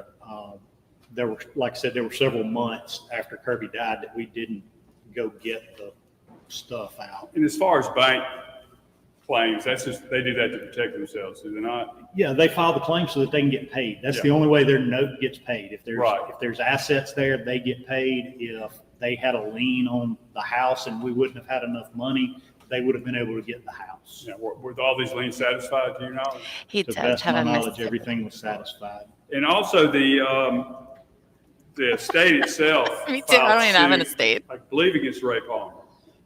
It was against Ray Palmer and several others.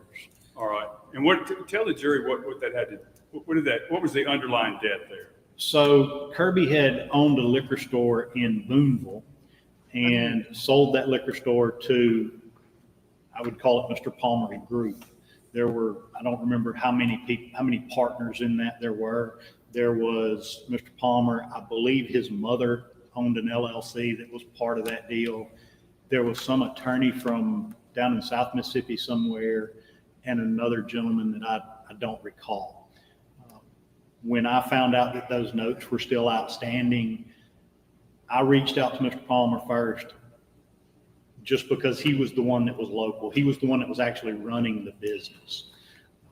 When I reached out to him, he told me that they didn't have enough assets to pay the note. At that point, the estate hired Chandler Rogers to file suit. All right. And that suit was filed?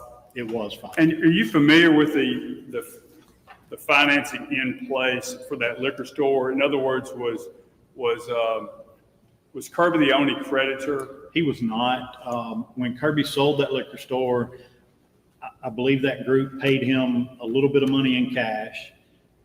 I believe it was Merchants and Farmers or some bank out of Boonville financed a big portion of it for the Palmer Group.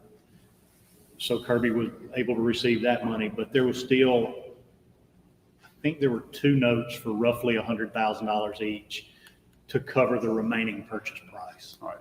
That Kirby financed for that group. All right. So you spoke with Mr. Ray Palmer. I did. And how did those conversations go? Were they contentious, threatening, anything like that? Absolutely not. No, Palmer was as nice as he could be about it. He was just very matter of fact. The business isn't doing well enough to pay the claims. Mm-hmm. Were you aware of any contentious conversations between Kirby and Ray Palmer? No, sir.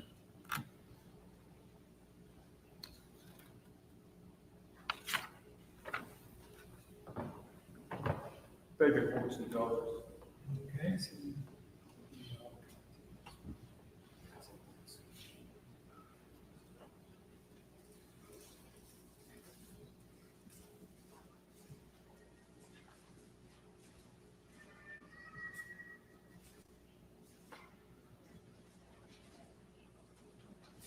I think it's interesting that the law office and National Guard got broken into. Tender the witness, Your Honor. All right, cross-examination. What time is it? Could we have thought it would have been That'd be perfect. Come on. the same person?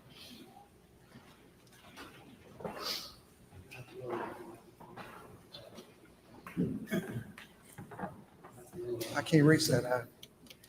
Unfortunately, it's not that. That's probably good. How you doing, Bart? Doing well. Good. Good to see you. It's our favorite attorney. I just want to know about the Ray Palmer litigation. You hired Chandler Rogers to pursue that litigation for the estate. Am I right? That's correct. The estate hired him. The estate hired him. That's what I'm talking about. And what's the status of that litigation? I'm not sure. I think it's kind of stale right now, quite frankly, but you would have to ask Chandler about that. Okay, I'm intending to. All right, I'm intending to. All right. Oh, he's intending You to, happen guys. know Just how let to you know. find Ray Palmer. I'm sure I've got a phone number for him somewhere in the file, but no, I don't personally know how to find him. I'm more interested in an address. No, sir. I don't know that I have an address for him. Has he been served with the civil suit? Yes, sir. This civil suit was filed probably 2 years ago. And it's still pending? Yes, sir. Do you know in fact that he Interesting. has been served? Do you know that? There's been no default taken against him, I take it. No, sir. I believe all the defendants but one were served. Okay. There was one of the defendants that was not served. If I remember correctly, one of the defendants has passed away. One of the defendants has filed bankruptcy. So there's still 2, maybe 3 defendants left. And they're all sued in their individual capacities, I take it. I believe that's correct. They're I being know sued or you they're told me suing? once on the phone that you were intending to travel this week, and I take it that's still on, right? Good Lord willing. Well, I hope you kill some ducks, okay? I want to ask a favor of you. I hope you When kill you some get ducks. to your office, would you check your file and see if you could give me a Ray Palmer address? Yes, sir. Sir, this could have been an Could you do email. that today? I guess, yes, sir. Like, I want your I'm asking you word to, on the one record. lawyer to another and friends. Would you do that? I will try to run by there and check it out. And I should be in your system in terms of email. You should have my email. Oh, you guys are friends, apparently. I believe so. Okay. I appreciate you so much. Thank you. What Are was you that? ready? What was that? Mr. Saddle's finally excused. I don't know, we should have them hang out for about a week, I think. Like, I heard you were going on vacation. Go kill some ducks. Says we're, on the Looks record like a for good this murder stopping place trial. to me, anyway. I always notice I'm gonna about need you to get about the me. legal profession, you always find a place to stop right at lunchtime and right at 5 o'clock anyway. So, remember the court's instructions don't discuss the case, don't allow. Oh, he likes to anyone stop at discuss the case 5. With you, don't form or express any opinions about the case, don't investigate the case in any matter. Stay away from any news broadcast about this, stay away from any social media posts or watch anything on TV. I know there's some cameras going here, I don't know exactly where they are, but, Watch Couch Court with Llama There's after live you serve jury streams duty. or what. And come talk to me, please and Just thank stay you. away from it. Y'all know how to do. Y'all know more about that than I do. So, see y'all back in the court, in the jury room at 9 o'clock in the morning, ready to go, okay? Okay. All right. Okay, Thank Your y'all. Honor. Everybody thank you. Y'all just let the jury out. Oh boy. Oh boy, you guys. Mississippi. You're amazing. Love that for us. Well, you guys, that was day 1 of this trial. And you know what? Wasn't boring. Wasn't boring. We got a lot of characters in this trial, and I think there's going to be a lot more to come. We're going to hope that Mr. Bart Adams kills some ducks, because apparently that's what he's doing for a vacation. They all meet up at the Waffle House tonight. Okay, well, that was something. I'm really glad we did pick up this case because whew, we needed a trial. We need a trial like this. I like to see how they do things differently. They are very laissez-faire in Mississippi. That was something. I enjoyed that too, Yes, same time tomorrow. You're welcome. Thanks for distracting me through my work day. Now I'm off to Miss Shorty. Oh, nice.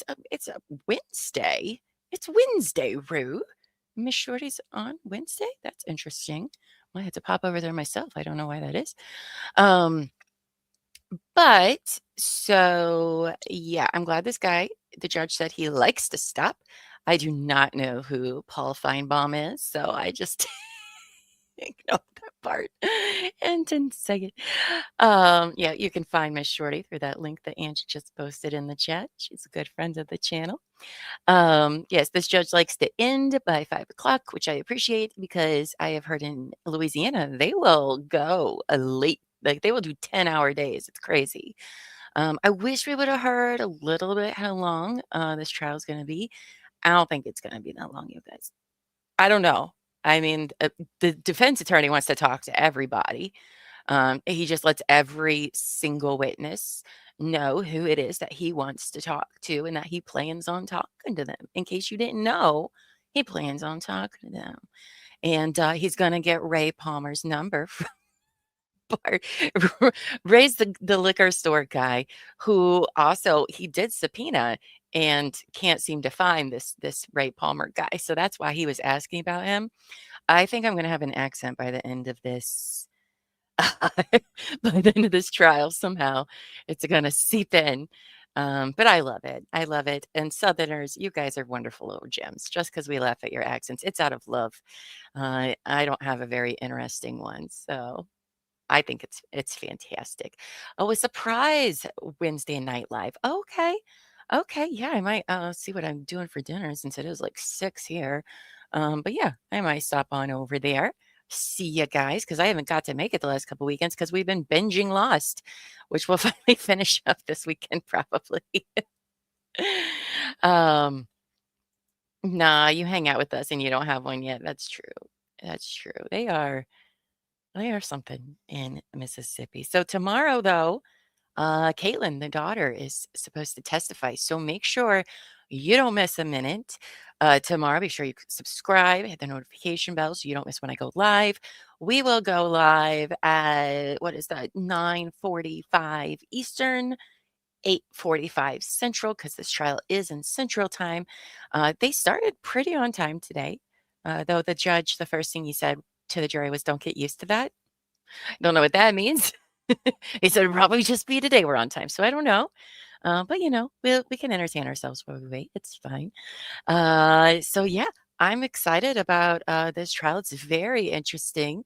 It's not looking good for Jeff in my book. The defense has been trying to point out other possible people, as it does seem like there's a lot of people that had problems with Kirby. And one of the guys we just found out that the defense keeps talking about was dead during the murder of Kirby. It was a guy who Kirby wrote in his journal about this guy threatening to kill him. The guy was dead. So I don't really know where the defense is going with that, but that's why I said the defense, if they're going to be, doing all this, I'm going to need to see some witnesses because I can't buy enough. Buffy says, I hope they have something physical though. I mean, yeah, we do know that they do have digital evidence. They did talk about that in opening statements. We know that there's some text messages. What other digital evidence we don't know? Not Kirby.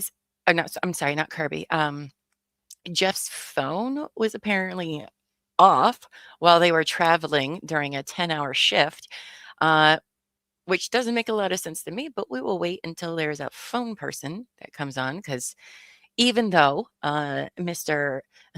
Officer McAllister was a lot of things, I don't think he was the phone guy.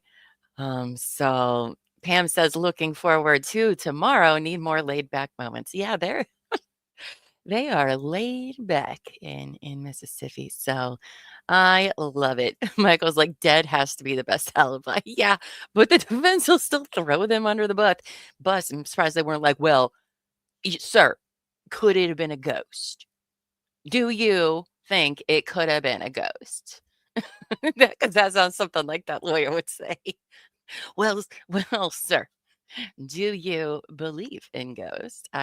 Give it time. We might. We talked about all sorts of stuff.